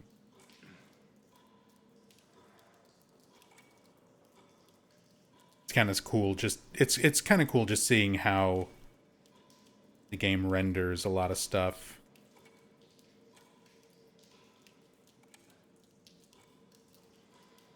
Oh, it's the gross bed. This little area.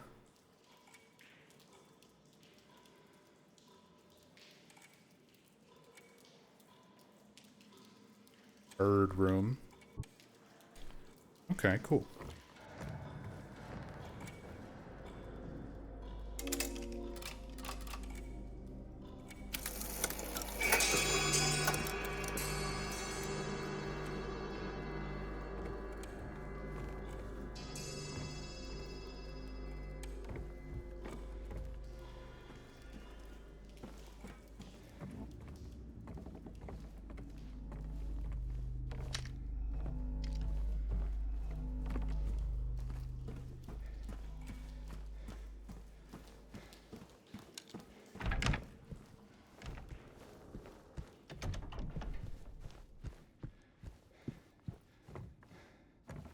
Sorry, anyone who is sleeping. Don't worry, nobody sleeps to Nub Zombie streams.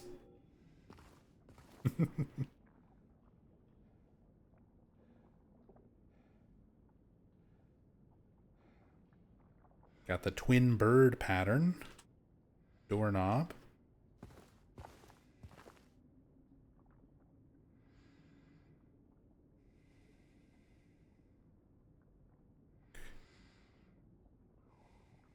Bird statues, or more maybe taxidermied.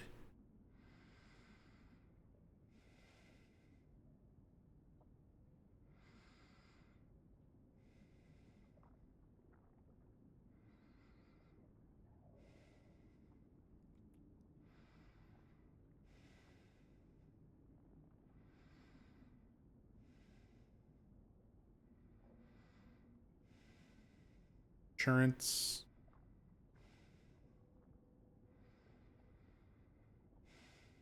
Stick for balancing birds.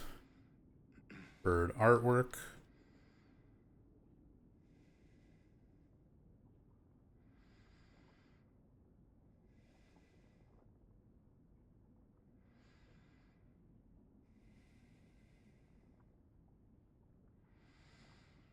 The toilet. We actually do have something kind of interesting, specifically with this toilet. Now, first of all,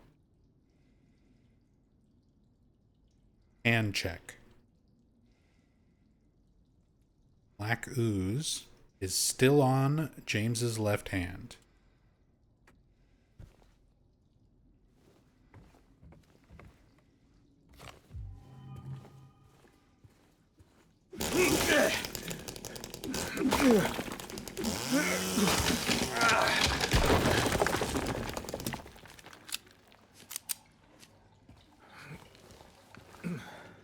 Was there a door knocking sound in the game? If not, I've got a concern.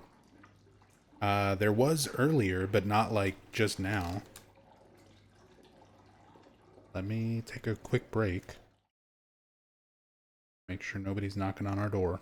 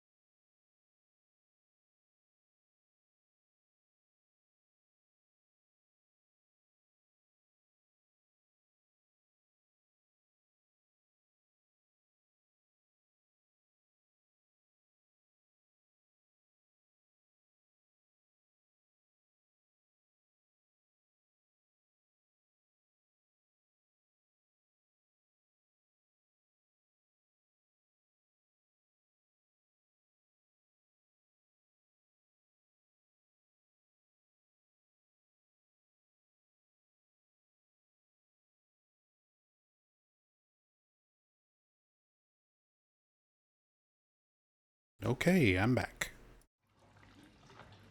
There was not anything knocking, or at least nothing out there.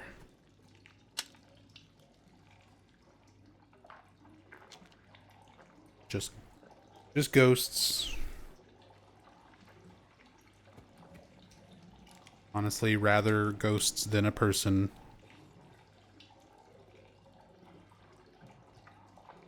Alright, so we've got our gross toilet.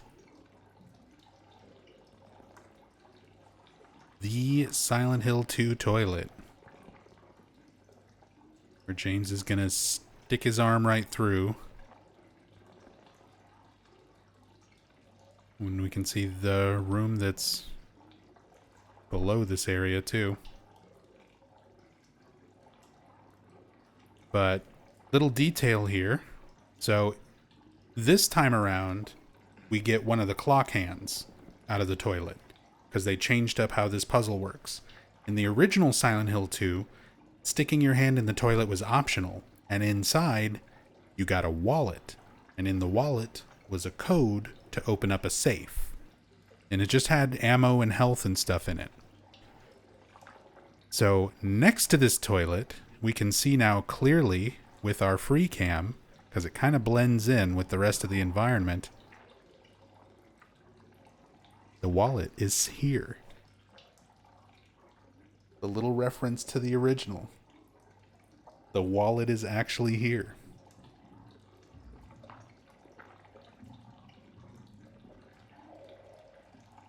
And it's got a B for Bames Bunderland.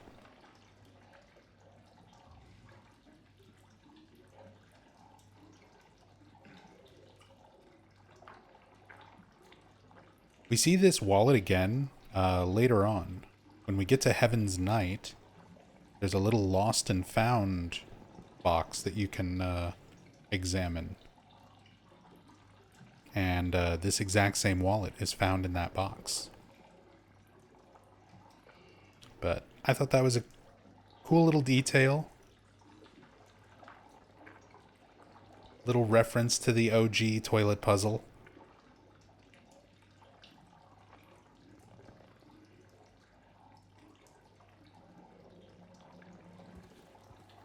And I really want to pull this camera back and see what this cutscene looks like. I mean, it's just like an interaction, I guess.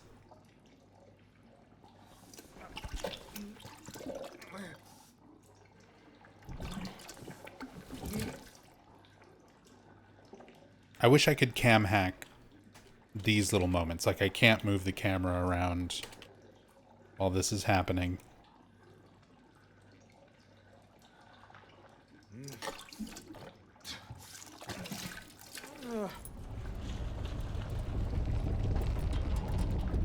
There it is.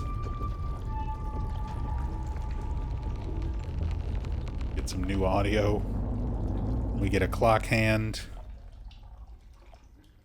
And we get a very, very nasty sleeve and hand. Alright, at this point, the black ooze on James's left hand that's been there since the Saul Street Apartments is finally gone.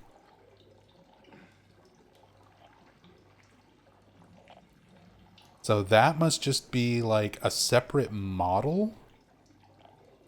Maybe they replace like the entire James model just to have the version that has poop hands as a whole separate thing.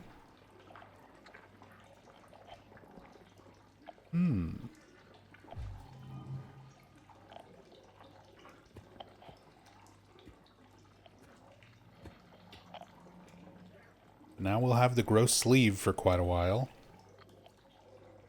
Try and pay attention to when that sort of goes away. 'Cause I'm fairly sure it's gone by the time you meet Maria. So maybe after the Pyramid Head fight?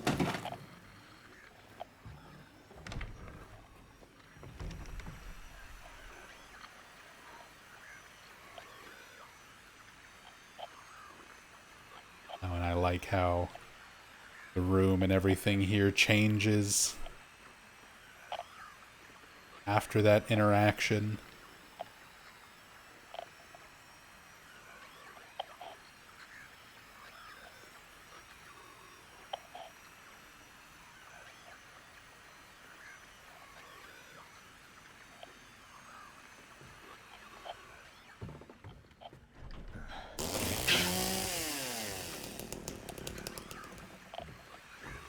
Can't believe he wouldn't roll his sleeve up. Yeah, that's James Sunderland. That's Bames Bunderland. How he lives his life.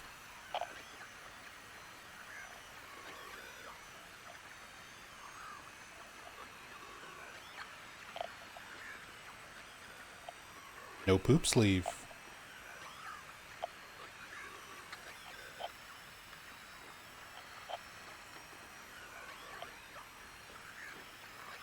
No hand ooze.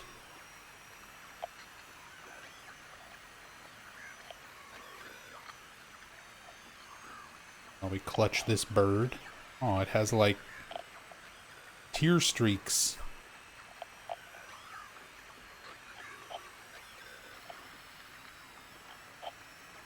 Poor pigeon.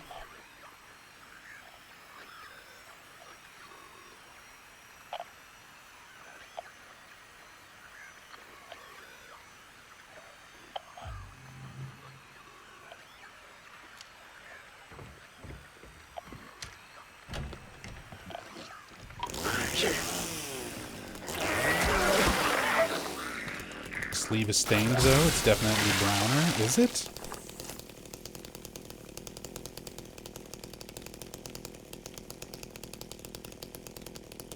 Might be.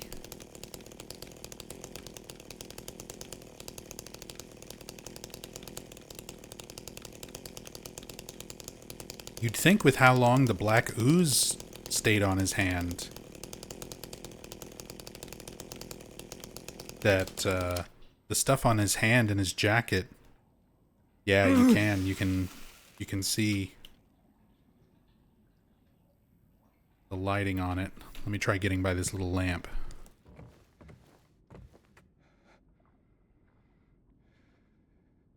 Definitely makes it look like it's still kind of wet. Yeah, still kind of damp.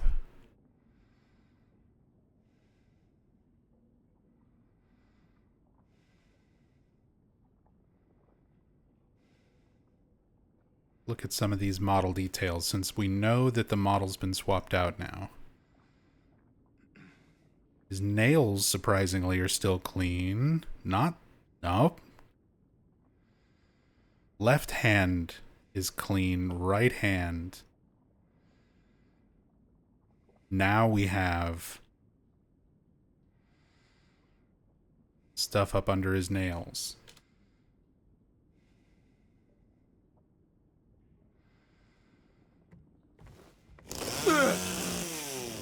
Do this. Try and get where we can see it a little more clearly.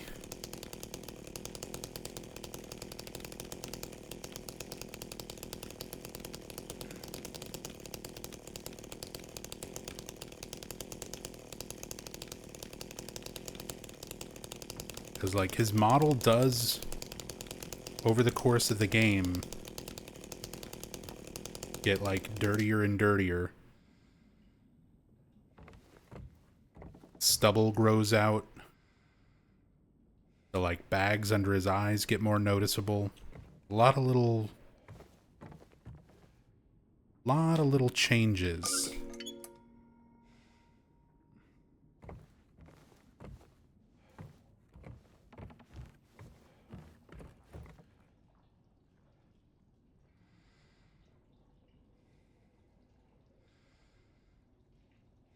Same textures there. Love the lighting. Just the simple lighting change. These areas.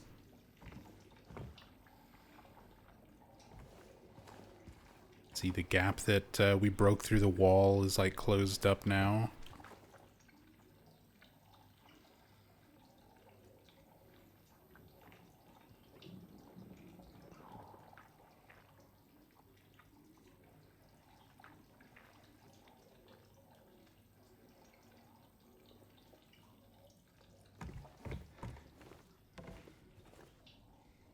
But just how, like, relatively nice this apartment looked before interacting with the toilet.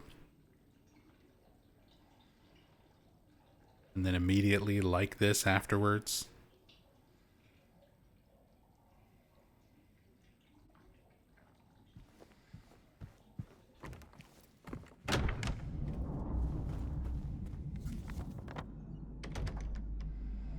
Seesaw. H on door.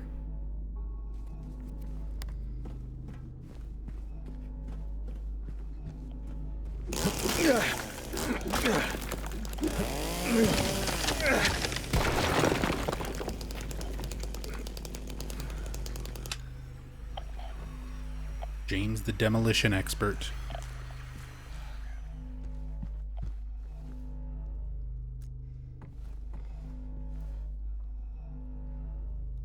That box of books again.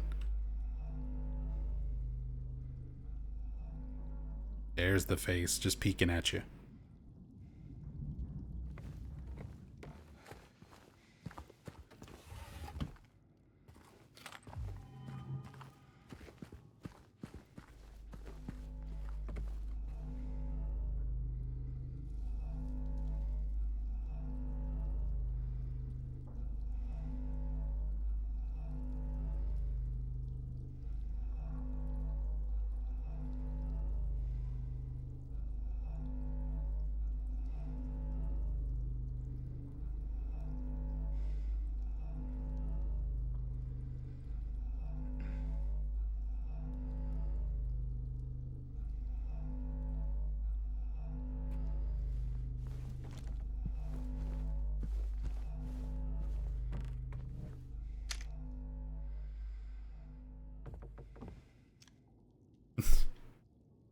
Like how the mannequin hides. Like this one hides to make it look obvious. And then you have the second one waiting to jump you when you go after the obvious one.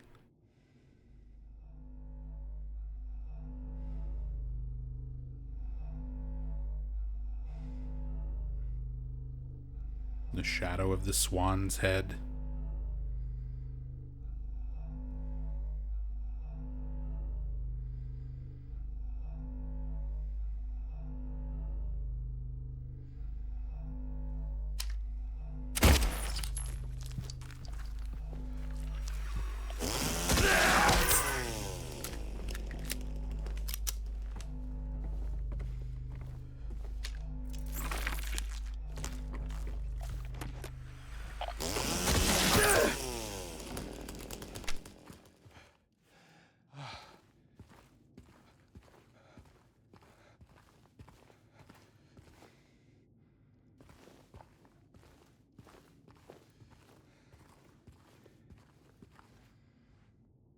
Go. Now James is the swan.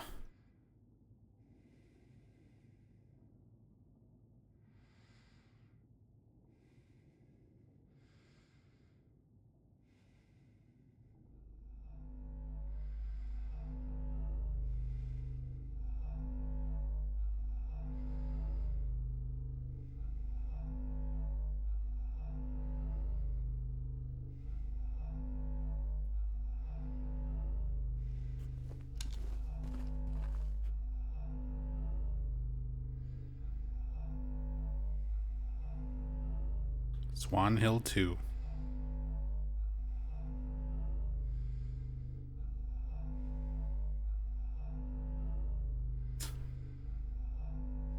I kind of want to fiddle with the camera angle to make it look like James has a swan head.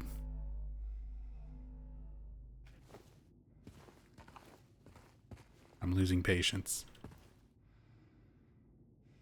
Bulb spotted, yeah. We've seen bulbs. There's been several bulbs already. But not freshly canned. That's the problem.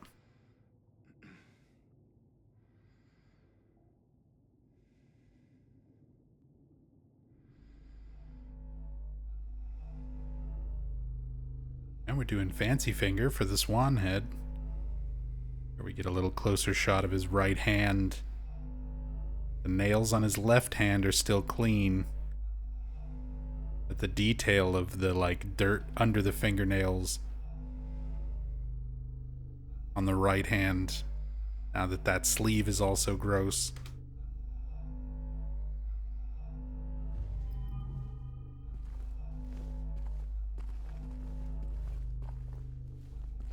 I am surprised that cleans the black ooze off of his opposite hand, though.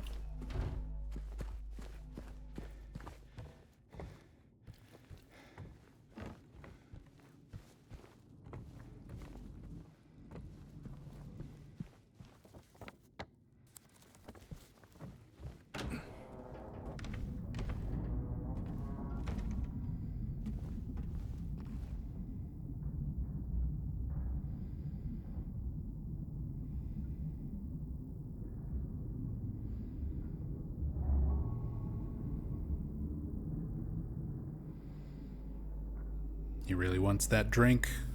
Give me that nutrition supplement.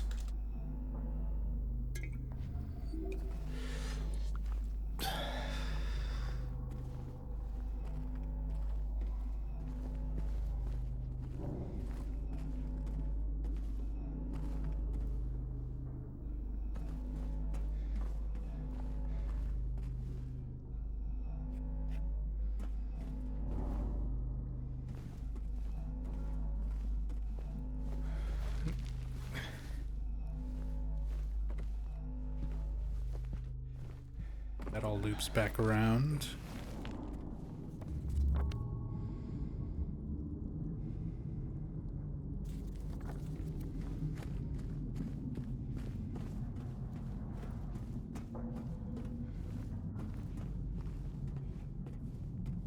Guessing you already examined the animation for when he picks up an item.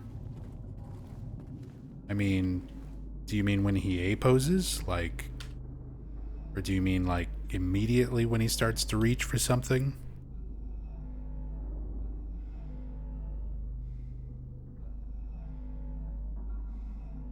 We can kind of do that. Yeah, because he grabs stuff and then he snaps into like an A pose. And usually if it's a key or like a key item, he'll extend his pinky finger out.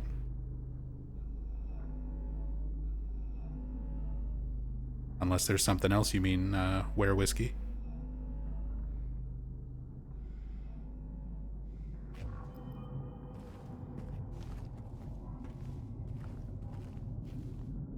When he sweeps his arm out and puts the item away somewhere in his jacket. So after the little examination moment. I'll try to see if I can get a better shot of that. Oh. There's our stock whispers. Classic OG Silent Hill 2 sound effect. And one that drove the fan base crazy. One of the perfect examples of over-analyzing things as a fan, and I'm going to say that right now as a fan who does that all the time. But, you know, we should learn from things like that. That whisper sound effect, it was in the original Silent Hill 2 in 2001, and for about 15 years,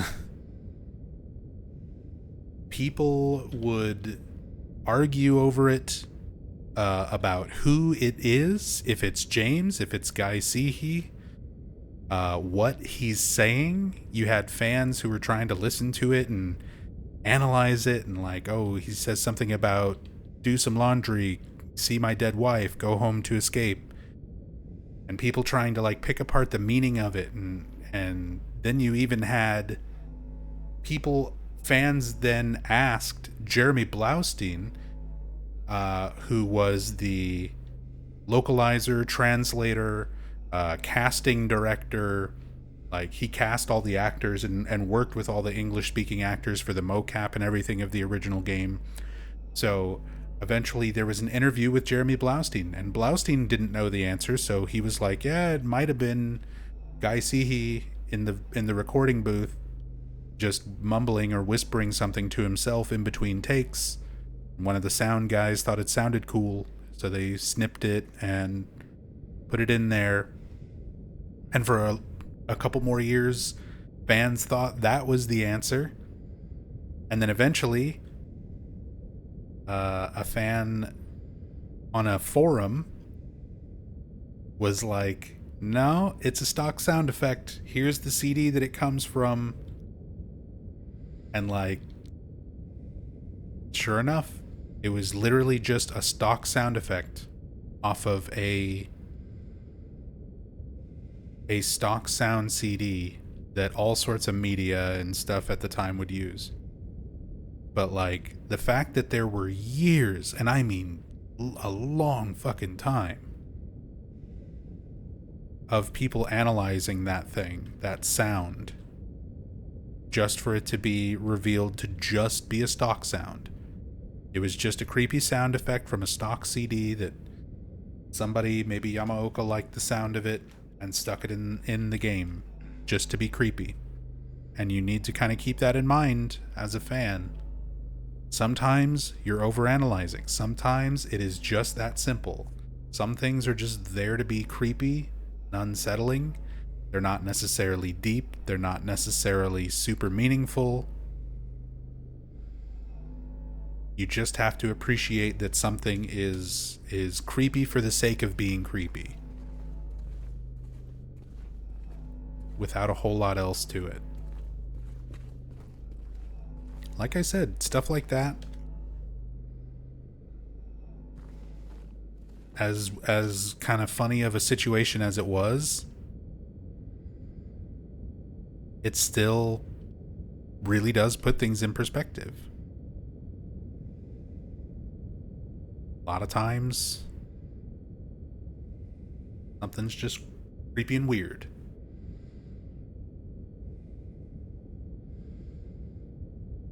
This seems very, like, particular.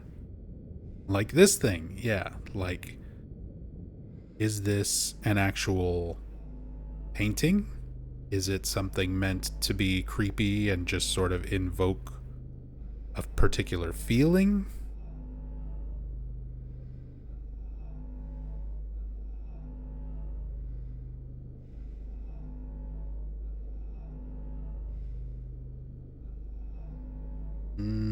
Don't find an exact match doing a quick reverse image search.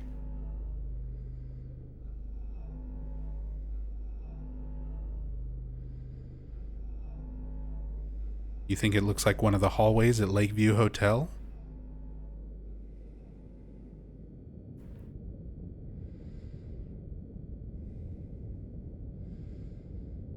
I mean, it's hard to tell what I'm even looking at, you know?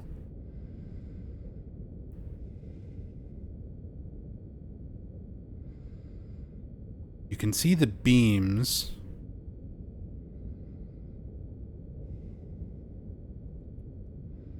Yeah, there's like wooden beams and kind of like the wood along the floor, and like a pillar sticking out right here. The three like dark shadows kind of throw me off, kind of draw my focus more than the rest of the image.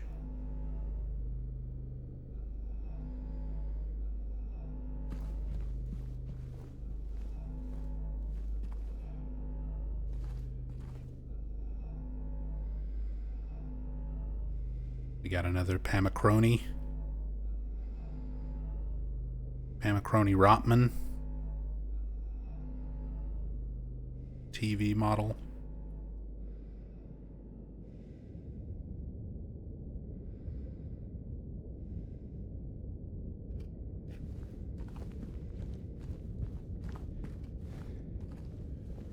Always thought it was an edited screenshot of a room from the original Silent Hill 2. I mean, it honestly does look sort of like the Lakeview Hotel in OG Silent Hill 2. The more I look at it. And the one thing that's sticking out to me the most, do I have an interaction dot here? I don't.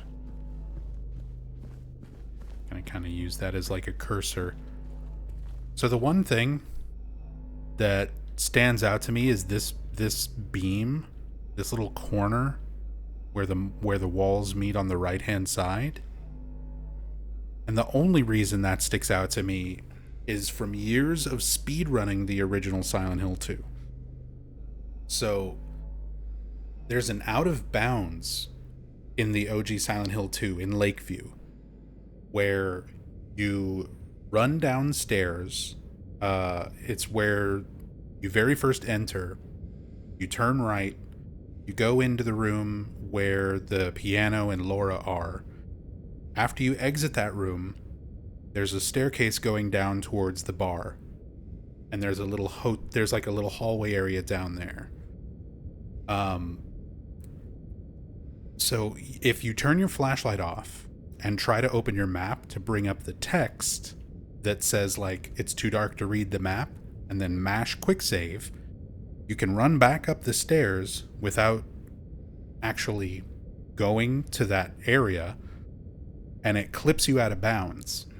And if you run in the correct direction, you can actually skip all the way to the basement area without having to use the elevator where you put all your items up and everything. And I always used a visual cue to know which direction to run, because once you're out of bounds, you're just running in like a pure black void. And what I would use for the visual cue is part of the text on the screen. I would line it up with a board or a beam in the corner. And this sort of looks like that little part of the hallway, like the beam that I would use to line that up visually. Where the stairs going back up to the room, the piano room, would be right there. But there's also bathrooms in that little area. It's not just a flat wall here, the way this sort of depicts. But just looking at the way the beams look and the way the stuff around the floor looks, it feels like that same area. We'll have to take some pictures, take some screenshots and stuff from OG and compare there. What that could potentially be.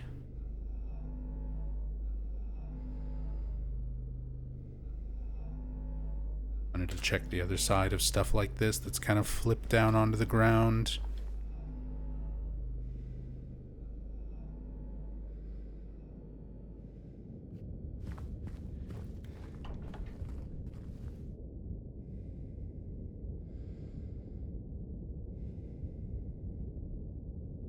Oh.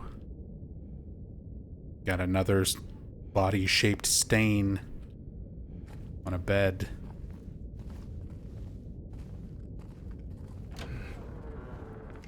This time, we've also got the shape under the blanket. We saw another apartment that has these kind of stains like all over it, just on the bed sheets and stuff themselves. But now, yeah, you can see there's even like a very flattened but still somewhat distinct sort of lump under the bed there.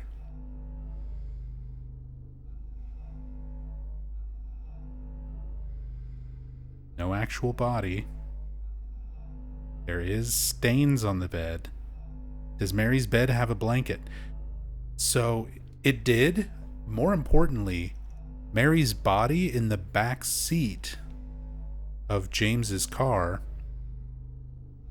is covered with a blanket.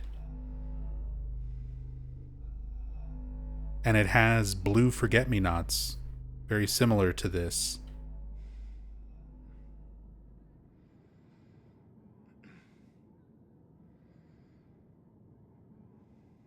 I'll have to go back and check to see if it's the exact same floral pattern as the blanket that's covering her body in the back seat.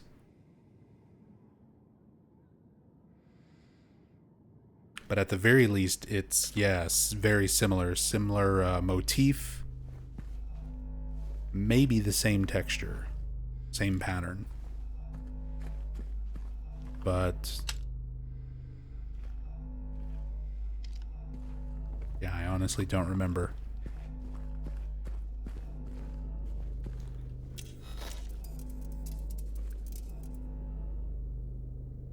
Nice nice little moment here where they have the mannequin giving a silhouette very similar to the lying figure or mannequin. Seeming like somebody's in the shower. Also maybe a little bit of a Psycho reference. Really gross looking bath water.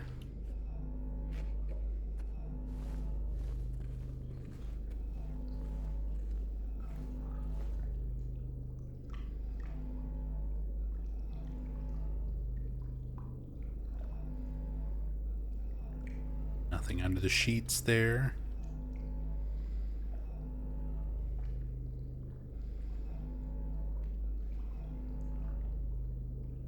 And yeah, looking at this mannequin up close, very similar to the other mannequins that we looked at in previous parts.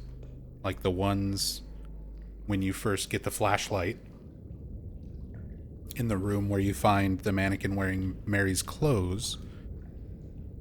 The details, the facial structure of this mannequin, those like high cheekbones, the shape of the nose, the shape of the mouth, the shape of the jaw and everything, looks very much like Mary/Maria.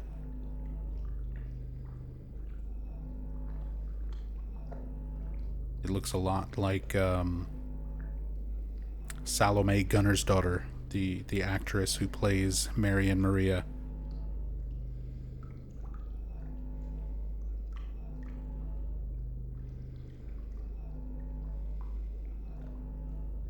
Missing a hand.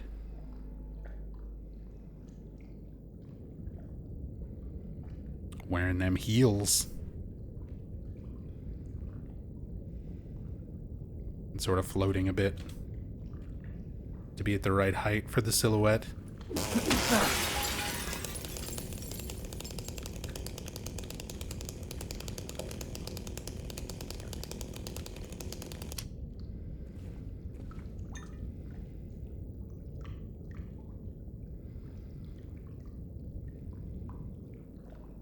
Oh, he does the pinky thing with this too.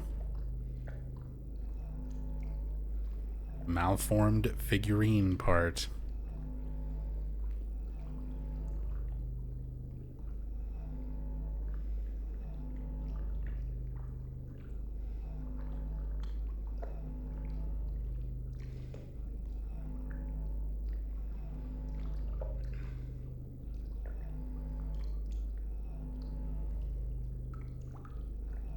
See the little hook or whatever this was that it was hanging on. Or like a nail that's been twisted around.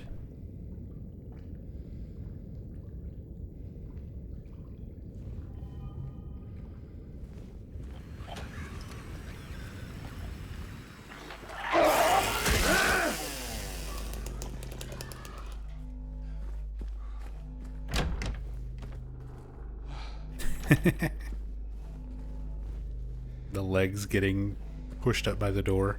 I love the physics on a lot of the enemies and stuff.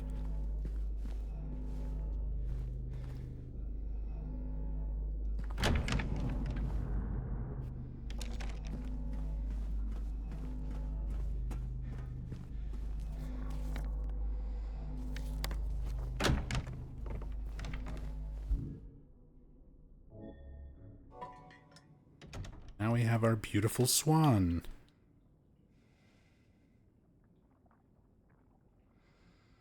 No Bethesda moments yet? Oh, I had that in my very first playthrough. If you've seen my first playthrough of this game, which that whole thing is up on my YouTube, of course, we had a mannequin that was just like floating in place that would... You could hit it and it would squash down and then pop right back up. Like it was dead, but it was still standing up.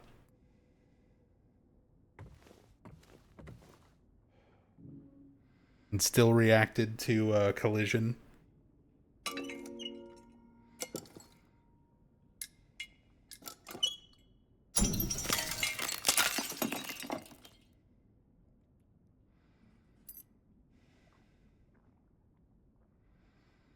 Oh, there's our winged key inside of James's head.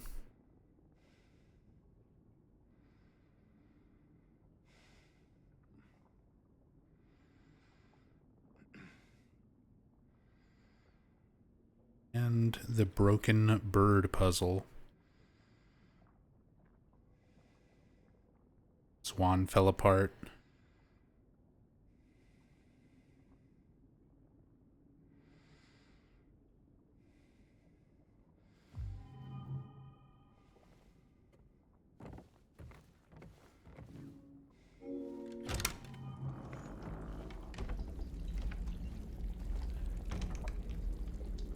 And the giant hole in the floor and the super gross bed. The one that's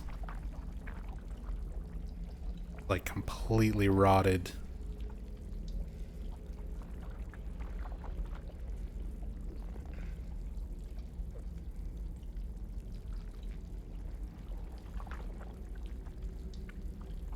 More floral pattern.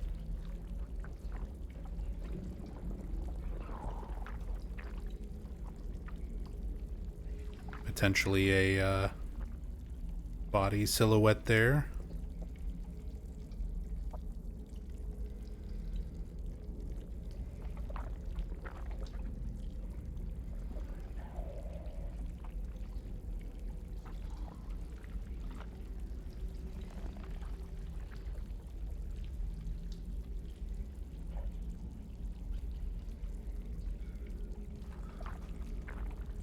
Jump down this hole, yes or no? Yeah, in the original, it was just, you'd have these situations, and it's just a yes or no. In the remake, it's like, press E multiple times. You really want to do it?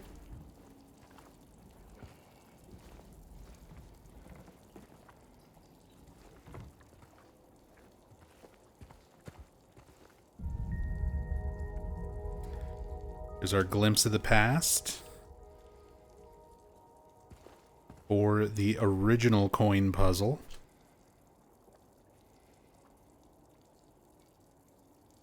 The OG coin puzzle from the PS2 game. They replaced it with the big fancy rotating one.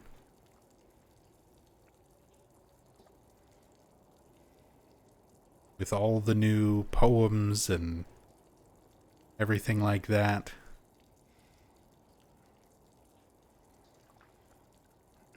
And you even have the original poem. They rewrote this for the remake. But you have the original writing for the OG poem there, too. 3 bright coins in 5 holes be. At one end sits the seducer of she. The wind from behind the woman doth play. The formless one null lies furthest from they. The old one beside the serpent sits not. 'Tis to the prisoner's left that he doth rot. That's the normal riddle. I'm trying to remember. I think that's the normal riddle variation of that puzzle from the OG. It's different depending on if you're playing on easy, normal, hard, or extra riddle. They all have different poems. I think this is normal riddle, if I remember correctly. It's definitely not hard. It's definitely not extra. It's either easy or normal. I'm pretty sure it's normal. Start questioning my memory.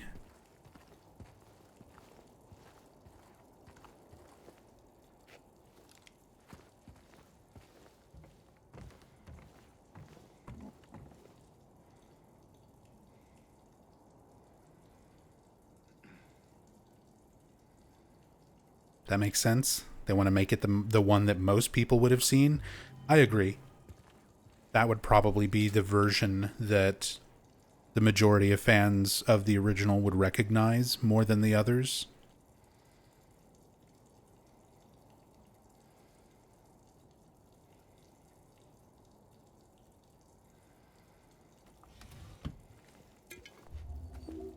Because if you're going to pick any one, normal is kind of the default. Just peeking in cabinets, yeah. Iona Sloth. That's been what we've been doing for the past week.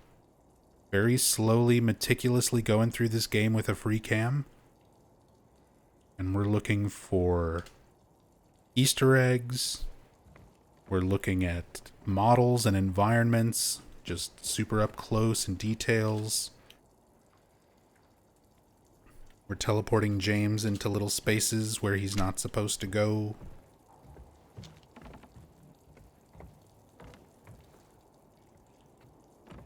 All sorts of stuff.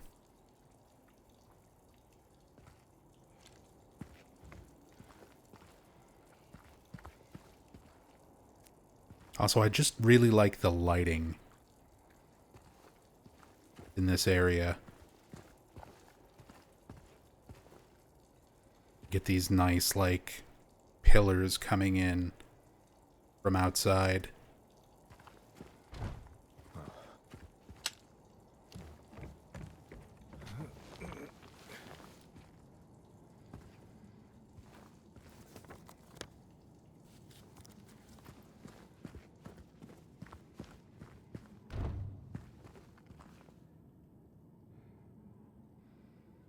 Nothing on that side rendered.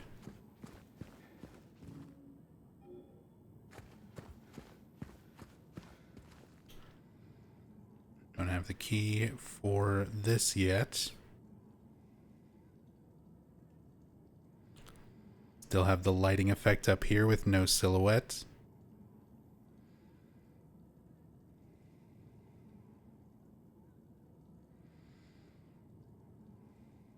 Already light in Pyramid Head's little arena. Once we start going that way.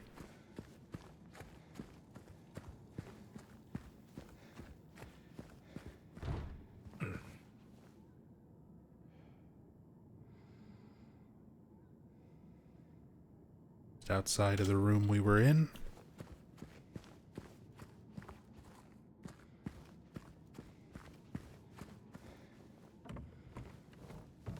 I like how it's just almost got like the worst part of the hallway, and then this part where it's like relatively normal on this end again.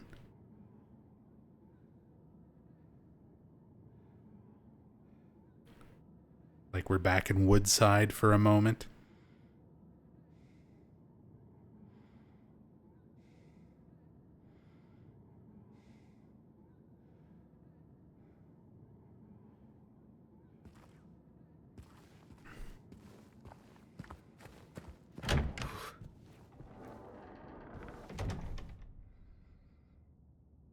And of course, it's where we're going to meet Angela. Just like with Eddie, we've got some clues to Angela, her character, her past, in the environment. Several of these where they are set up the same way as the original Silent Hill 2. You've got the one relatively normal, like clean looking door next to the one that's boarded up. And the color of like bruised skin. More than just kind of being stained. I always saw this door as looking bruised. Especially in the original. I feel like they did a good job recreating that for the remake. The bear, the little toy bear with blood on it. Just kind of giving you the impression of childhood. The fact that Angela was abused since childhood. Blood-stained teddy bear, kind of reflecting aspects of that.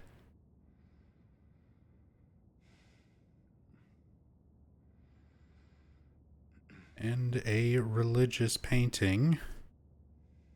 See if I can identify this one quickly.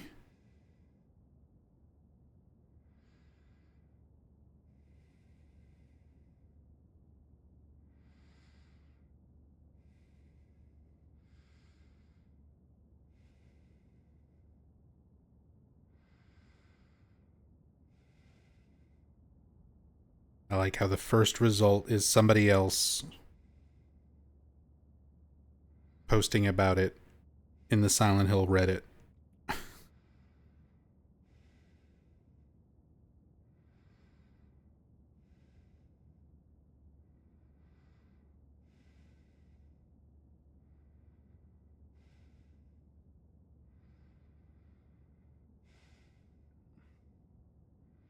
But it doesn't seem to actually identify the source. Somebody just sharing some various shots of things, like just these pictures, without actually like identifying the source of them.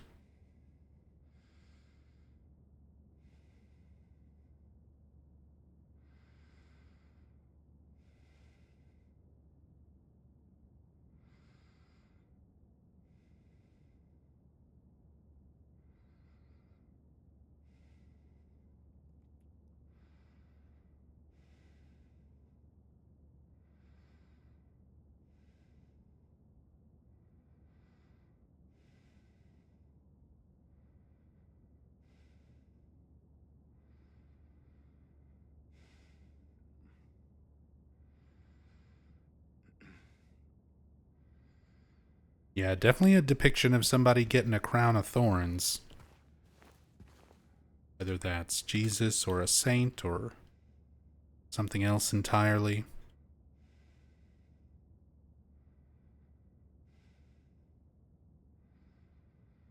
Another deer in the woods. Saw a similar painting like this in the apartment that's a recreation of James and Mary's home. Similar to that one, this one also has wolves sort of watching the deer. Be an idea of like the deer being the innocent, the wolves ready to strike. Yeah, you could draw a parallel to the deer being Angela and the wolves being her father and brother. Like the two abusive figures in her life.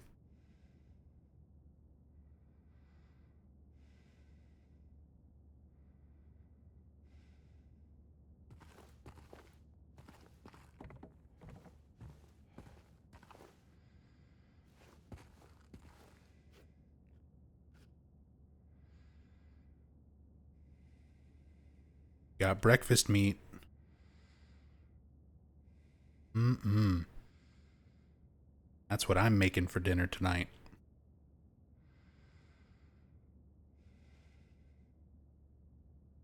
And some spaghetti. Pasta and meatballs made with pork. Seppi Napoli. Butter cake. Chocolate chip.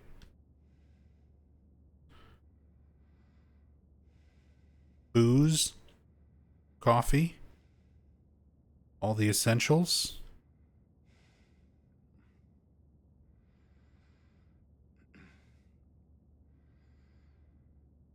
The cleanest trash can in all of Silent Hill. Look how much trash there is around here. And then, like, the perfectly untouched trash can liner.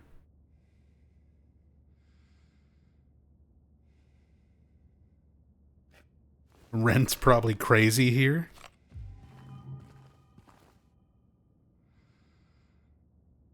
In New York, this apartment is like $4,000 a month.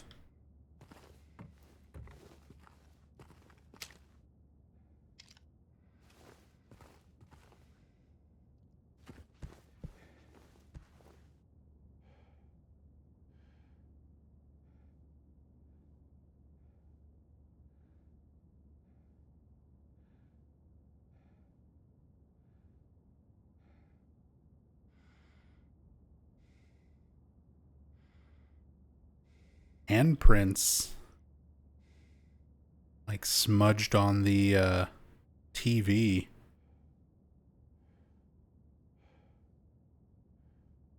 I love all the handprints in the dust and smudges and things everywhere. Just to kind of add to a lot of the props and things.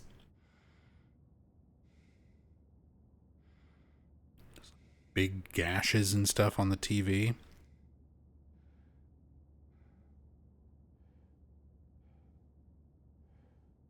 You have to look very closely at it, because I believe this is the one that Angela grabs and smashes over the abstract daddy.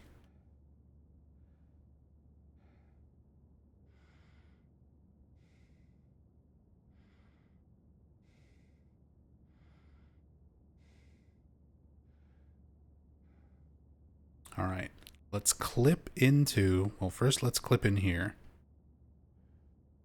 Not rendered, you can see the other side of the closet. What about in here? Angela's not in here yet.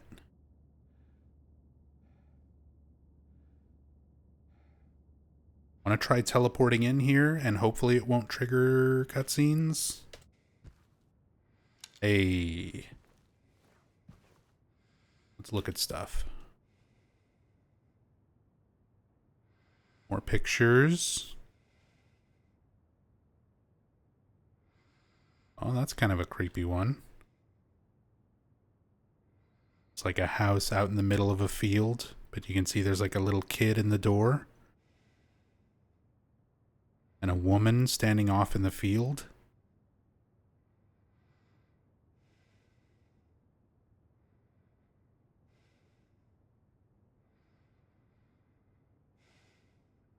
Silent Hill DLC for Power Wash Simulator when? I mean, that would be amazing. I'd do it on stream if they did that. That reminds me, I need to play... What game is it? House Flipper? There's a game like that. It's not Power Wash Simulator. I think it's House Flipper. Where one of the places you unlock that you're selling in House Flipper is room 302 from Silent Hill 4.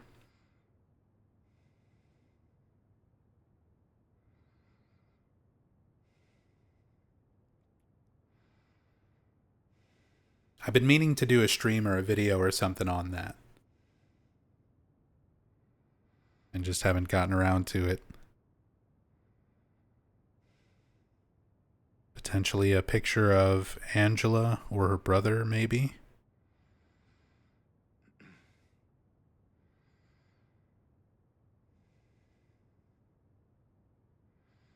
Hate how the splotches are perfectly imitating eyes. Yeah, I've noticed they do that with a lot of their edits.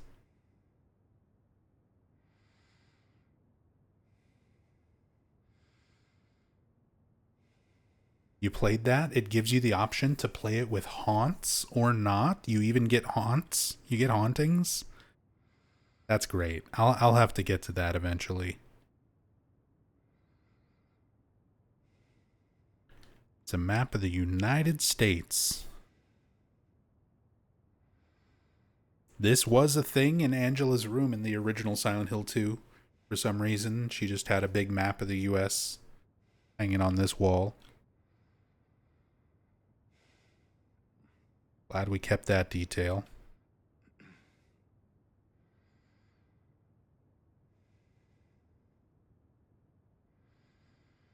America jump scare. Yeah, scariest thing in the game right here. There it is.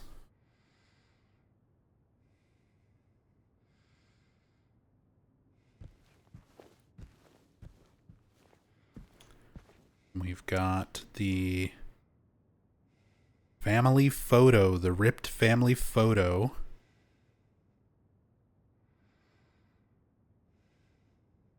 Little Angela and her mom.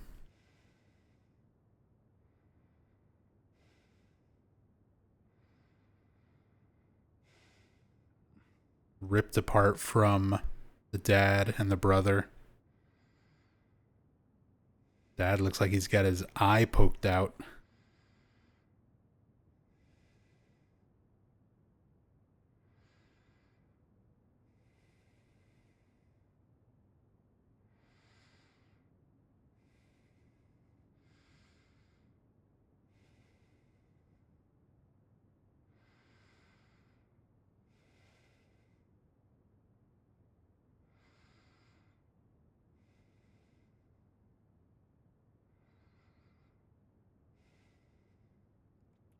Oh man, there's even like fingerprints. You can see the little like fingerprint swirl on the surface of the picture.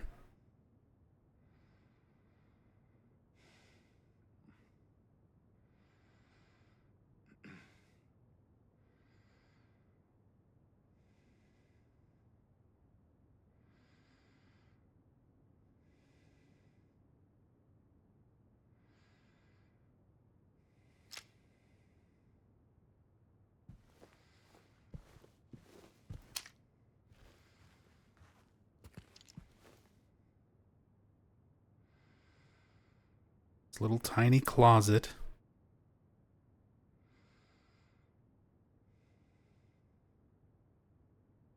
Oh, you can see the way the reflection effect works by rotating the camera out of position. That's kind of fun.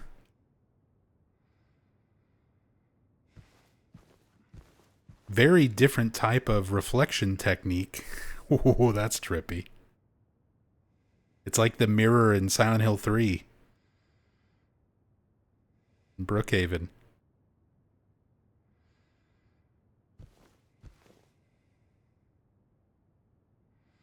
But yeah, in the original Silent Hill 2, they do this reflection by just making a complete copy of the room that mimics all of your actions.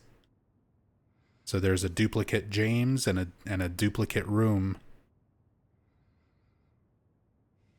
What's the book on the floor by the closet?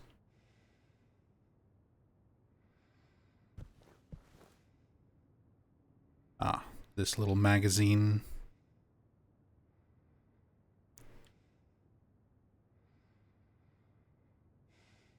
Fashion magazine.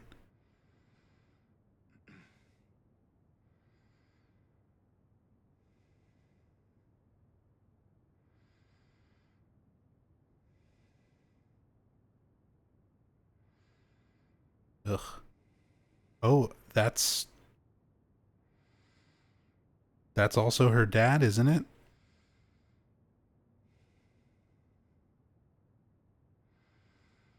Smile and the poked out eye.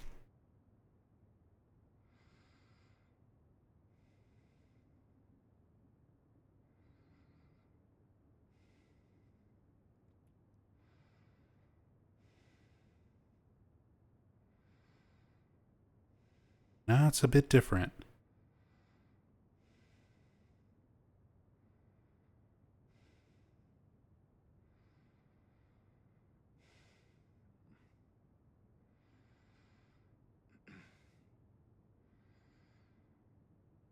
Hard to tell what that could be. Some of these other little images might be.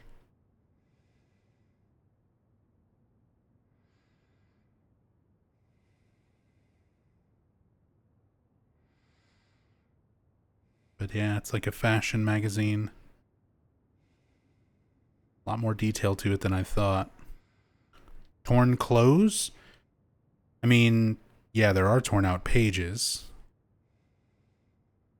Um, we've seen little scraps like this kind of all over so far. Like you can definitely imply a lot more meaning to it being here relating to Angela and the abuse, but it's also just kind of a trash asset that we've already seen in a lot of places.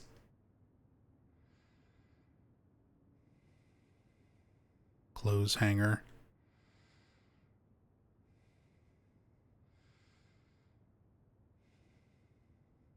All the hangers and stuff here.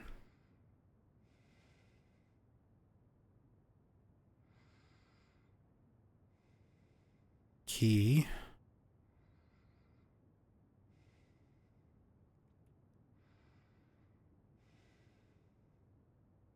Book.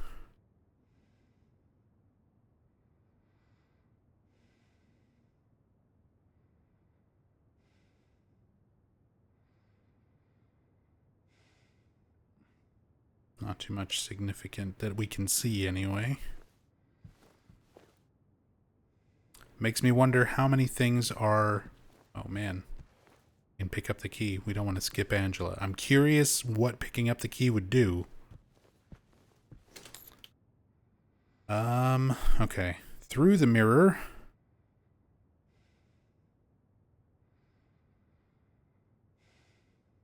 What the other side of the mirror looks like. Definitely not the same effect as the original Silent Hill 2, where they just duplicate everything, but kind of a weird little space there. Oh. Oh! So in there is where you fight Pyramid Head. That's where you exit the apartments.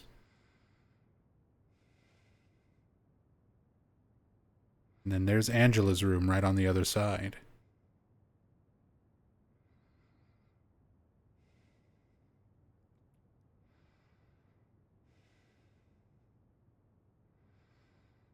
Nice view.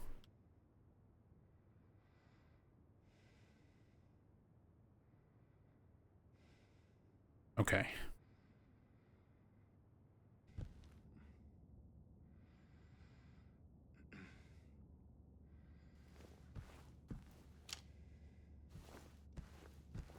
I think we've looked at everything. Now we can actually watch the cutscene.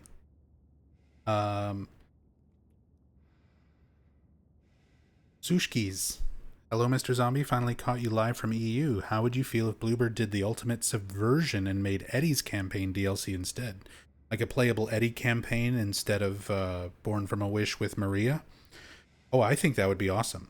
If you've ever watched any of my old story playthroughs of Born from a Wish and the original Silent Hill 2, I always said I would much rather have had a side story about Eddie or Angela or Laura instead of Maria. I think you know enough about Maria, just like who she is and what she is and what she represents, just through the main scenario and your main interactions with her. I don't think, like, I like the Born from a Wish sub scenario, but I didn't feel like it was super necessary to clarify those things about Maria. Whereas there's a lot more mystery behind Eddie and Angela and Laura. I would be really interested to see stuff from their perspective. So I would like that. I'd like if they did a DLC around other characters, not just Maria.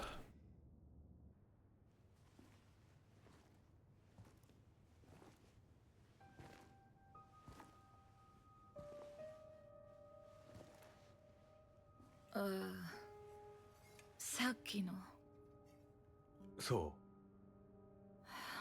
うジェームスだアンジェラよ。アンジェラそれで何を考えているかはわからないが危ないことはやめよそう？何が問題なの？逃げるのは簡単よ。二人にはふさわしいでしょ。二人私とあなた同じでしょ。私は違う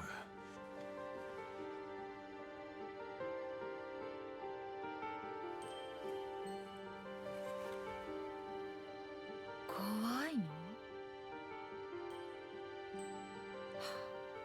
ごめん。いいさお母さんは見つかった？いいえ、まだよ。本当にいるのかここにさあ、でもこの町に住んでたんだろそうなの？なんで知ってるの？いや君がここでお母さんを探しているからそう思っただけああ、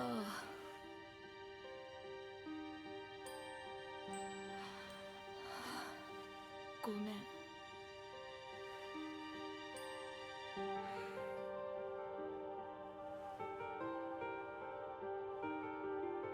あなたの探している人は見つかった？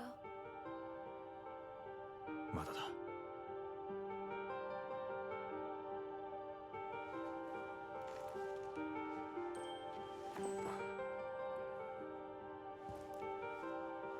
彼女はメアリー、妻なんだ。ごめんなさい。いいんだ。見つかるわけないよな。3年前死んだの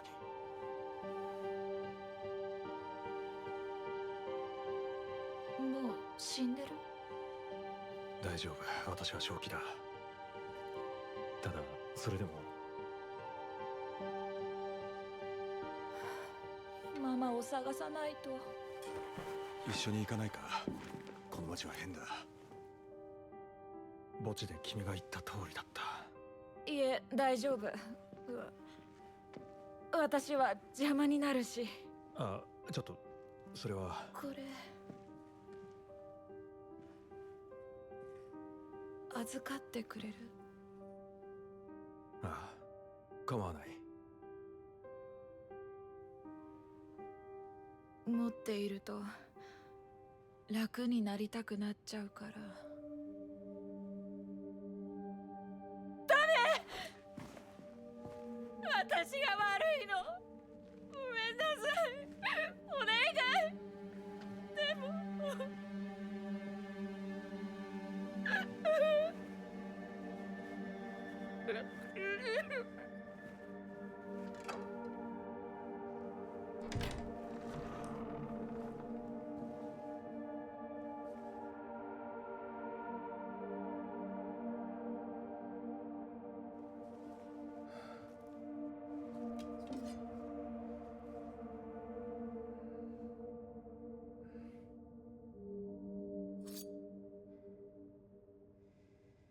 And then it throws us right back into gameplay.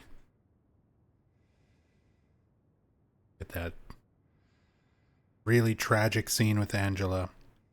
Just even starting to hint at what's going on with Angela. And getting that interaction between these two. It's just... You really are getting already the feel of sort of Angela's desperation and her sadness.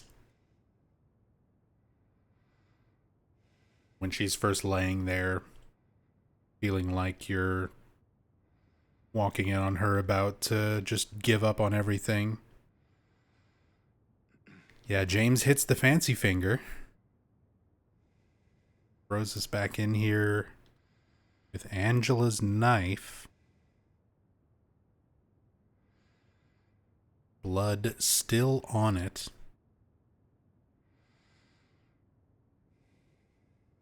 Same knife that she used to kill her father.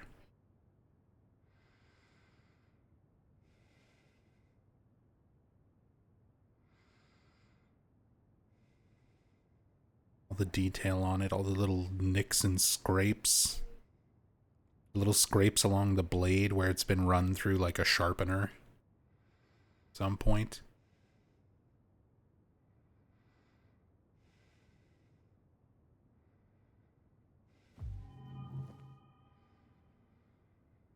There isn't that much blood for the fact it's a murder weapon. I mean, who knows what Angela did in between us getting it here. Might have wiped some off. She might have stabbed other things with it. Maybe it's not her father's blood. Key of resilience. Yeah.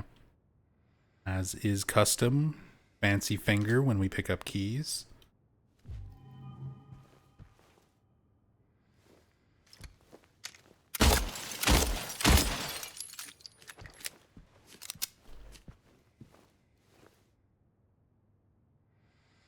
Too bad you can't, like, smash the entire giant mirror.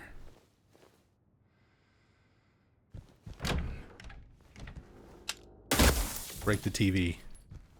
Do that instead. There's even like a little puff of smoke.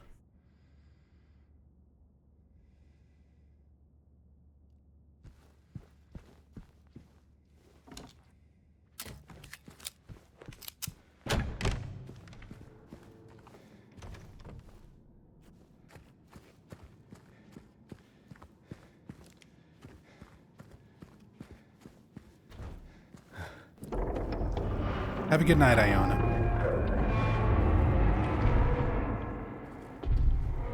Don't worry, I have to go to the doctor tomorrow morning. So I actually need to find a save point.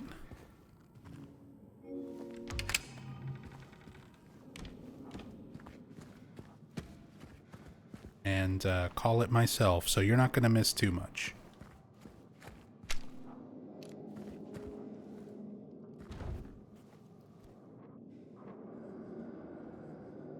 Oh. Managed to get James taking his map out.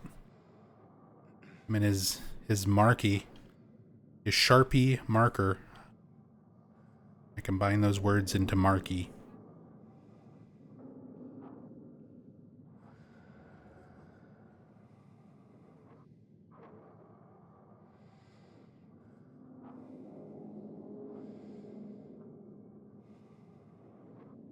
Permanent marker, something pen.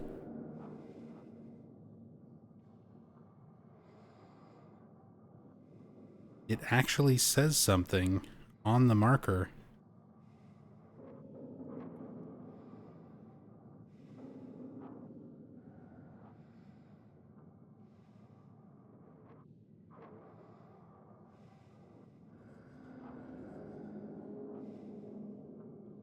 Only I could clip through James's big dumb fingers.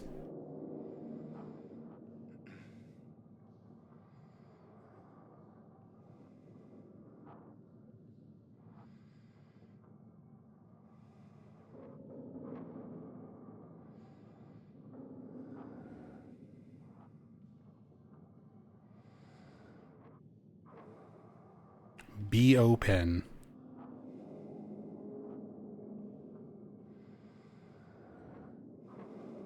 It does look like the last letters are B.O.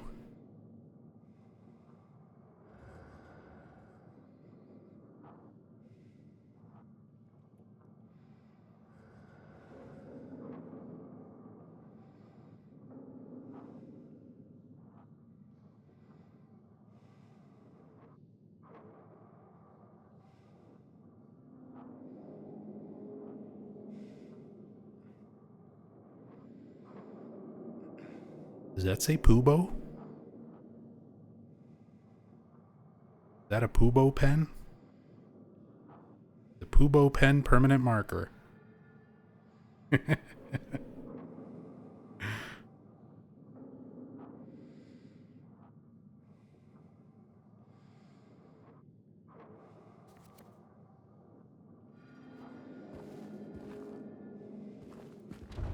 We'll have to try and get a better shot at some point. Next time we're going to write something down in our map, we'll have plenty of chances. Because James does that a lot in this game.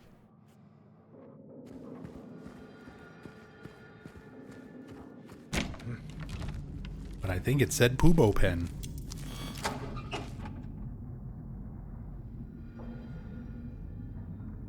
Oh. Mannequin running in here. Gonna come and hide behind this little barrel.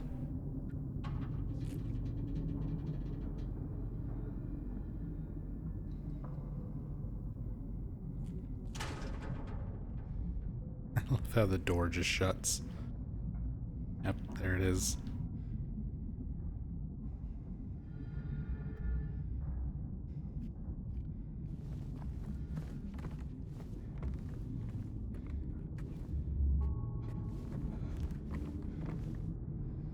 Ah, we've got another piano. Last time it was the like really nice, it said redwood across it. And we've got the fucked up Otherworld piano with Vers la Flamme.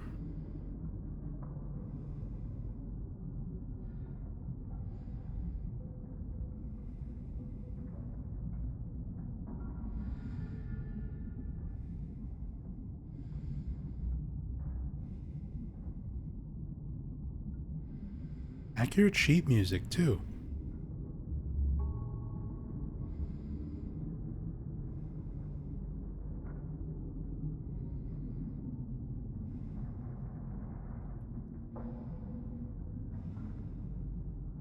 Nice textures in this game. Oh yeah, that's been like the main thing. Also, there are actually keys under the cover, under the dust cover. You can't open this or interact with it, but the keys are there.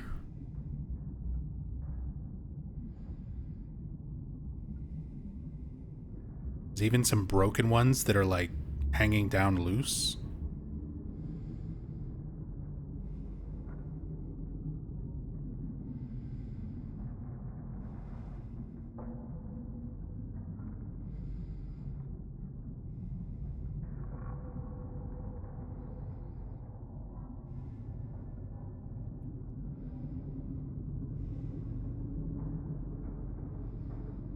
Another little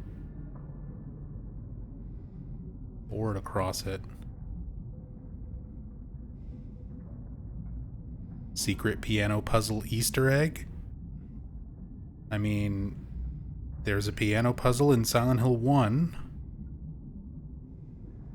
They could have put some blood on the keys and referenced that. Kind of surprised there's something like that is not there.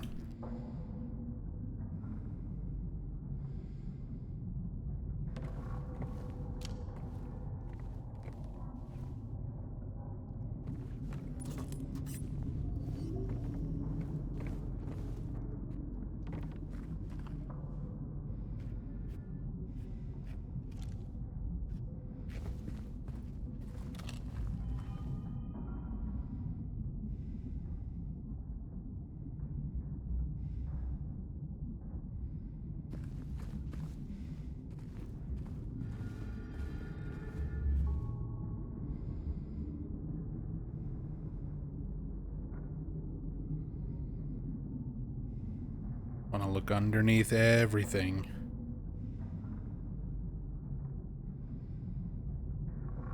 All these little covered props and things in the area.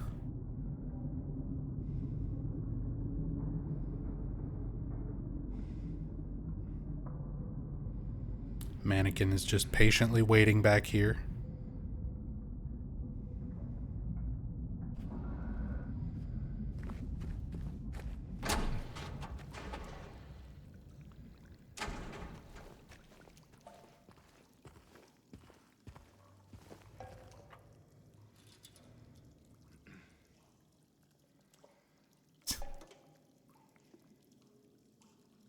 Like I'm gonna scare him so good.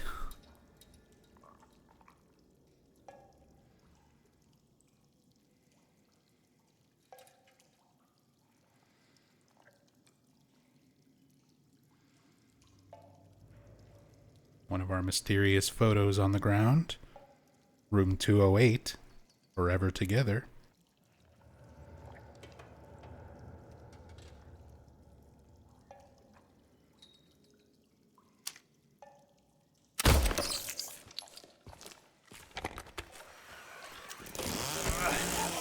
We both missed.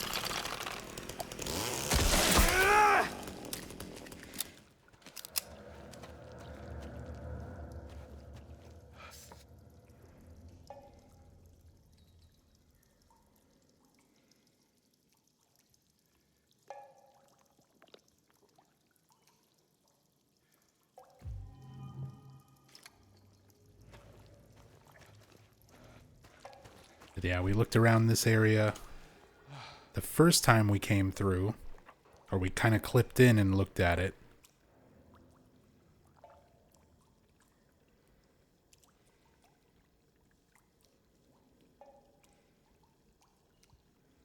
Even like I always forget. Stalagmites? What are the ones on top?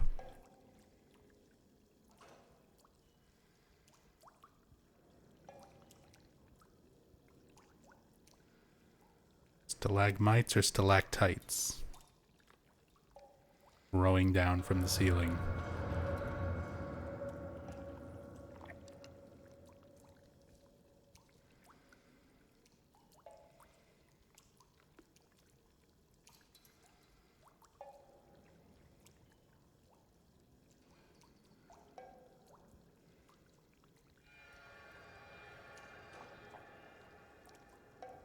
Stalactites are on top.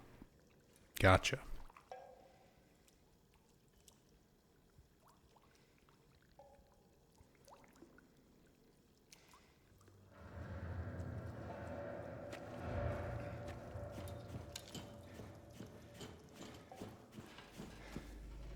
But yeah, this is all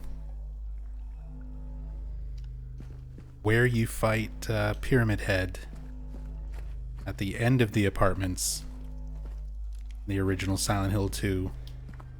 And we're actually going to get a glimpse of the past. We're going to find a dead lying figure over here, which in the original game, Pyramid Head kills a lying figure right here before you fight.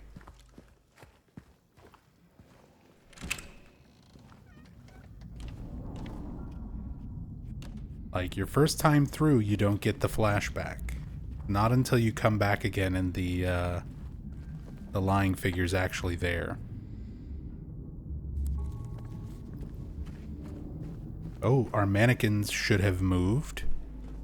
Yep. From the last time we looked at all these.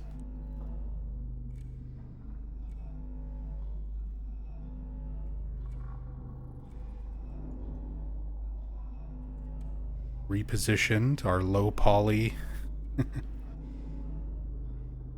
mannequins over here. One actually mannequin enemy, like, wrapped up under the things. Until they're supposed to kind of be enemies. These have heels.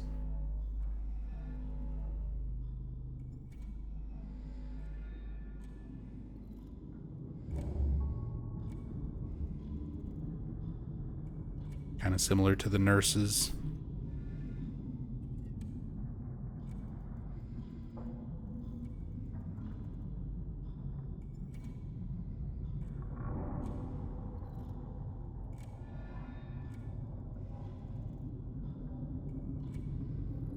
I like how we have the clock room itself kind of changing.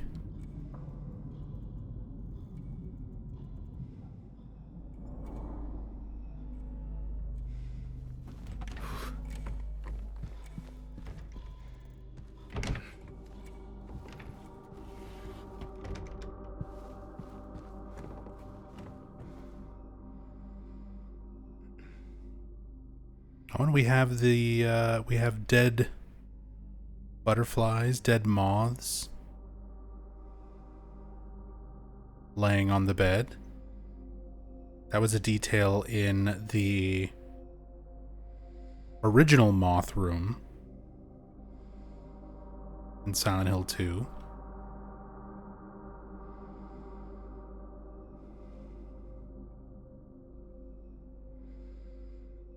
Yeah, more floral.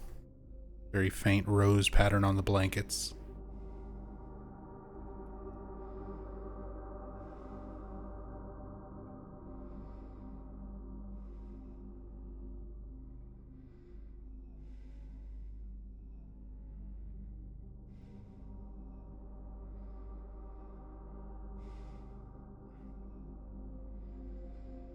But yeah, dead butterflies and stuff everywhere here now.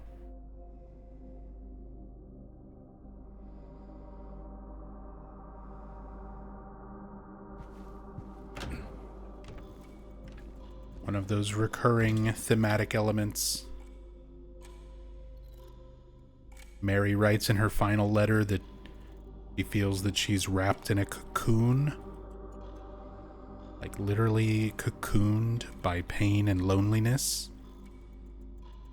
You think of Mary dying and sort of becoming Maria. Similar to a metamorphosis. And the picture here in front of the window, you can see the butterflies all still flying around. That's definitely different from before. Great detail there.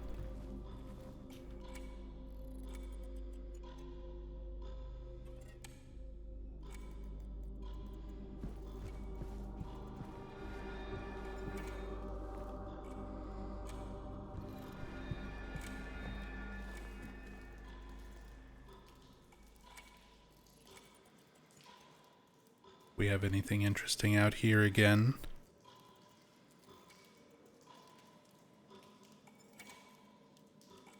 Now we're getting the metal scraping noises.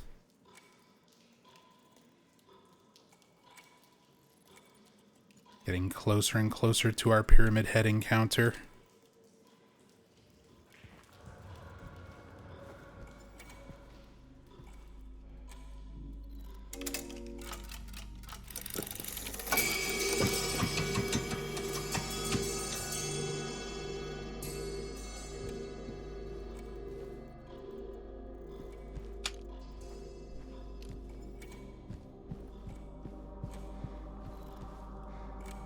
Only one clock hand left.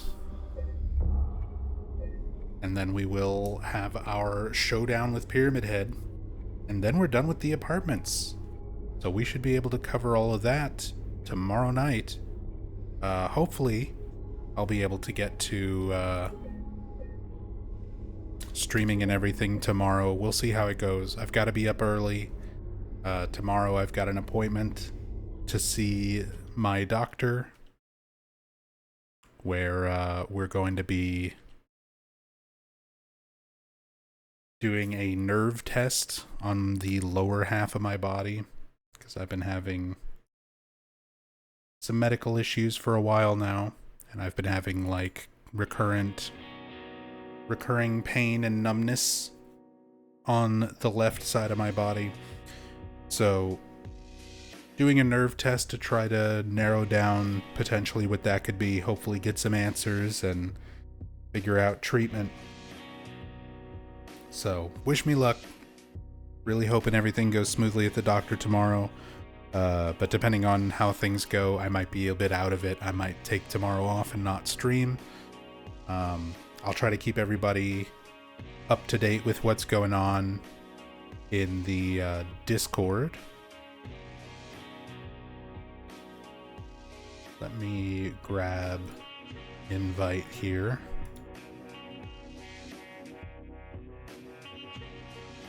For anybody who wants to join the Discord, keep up with whenever the streams are going live.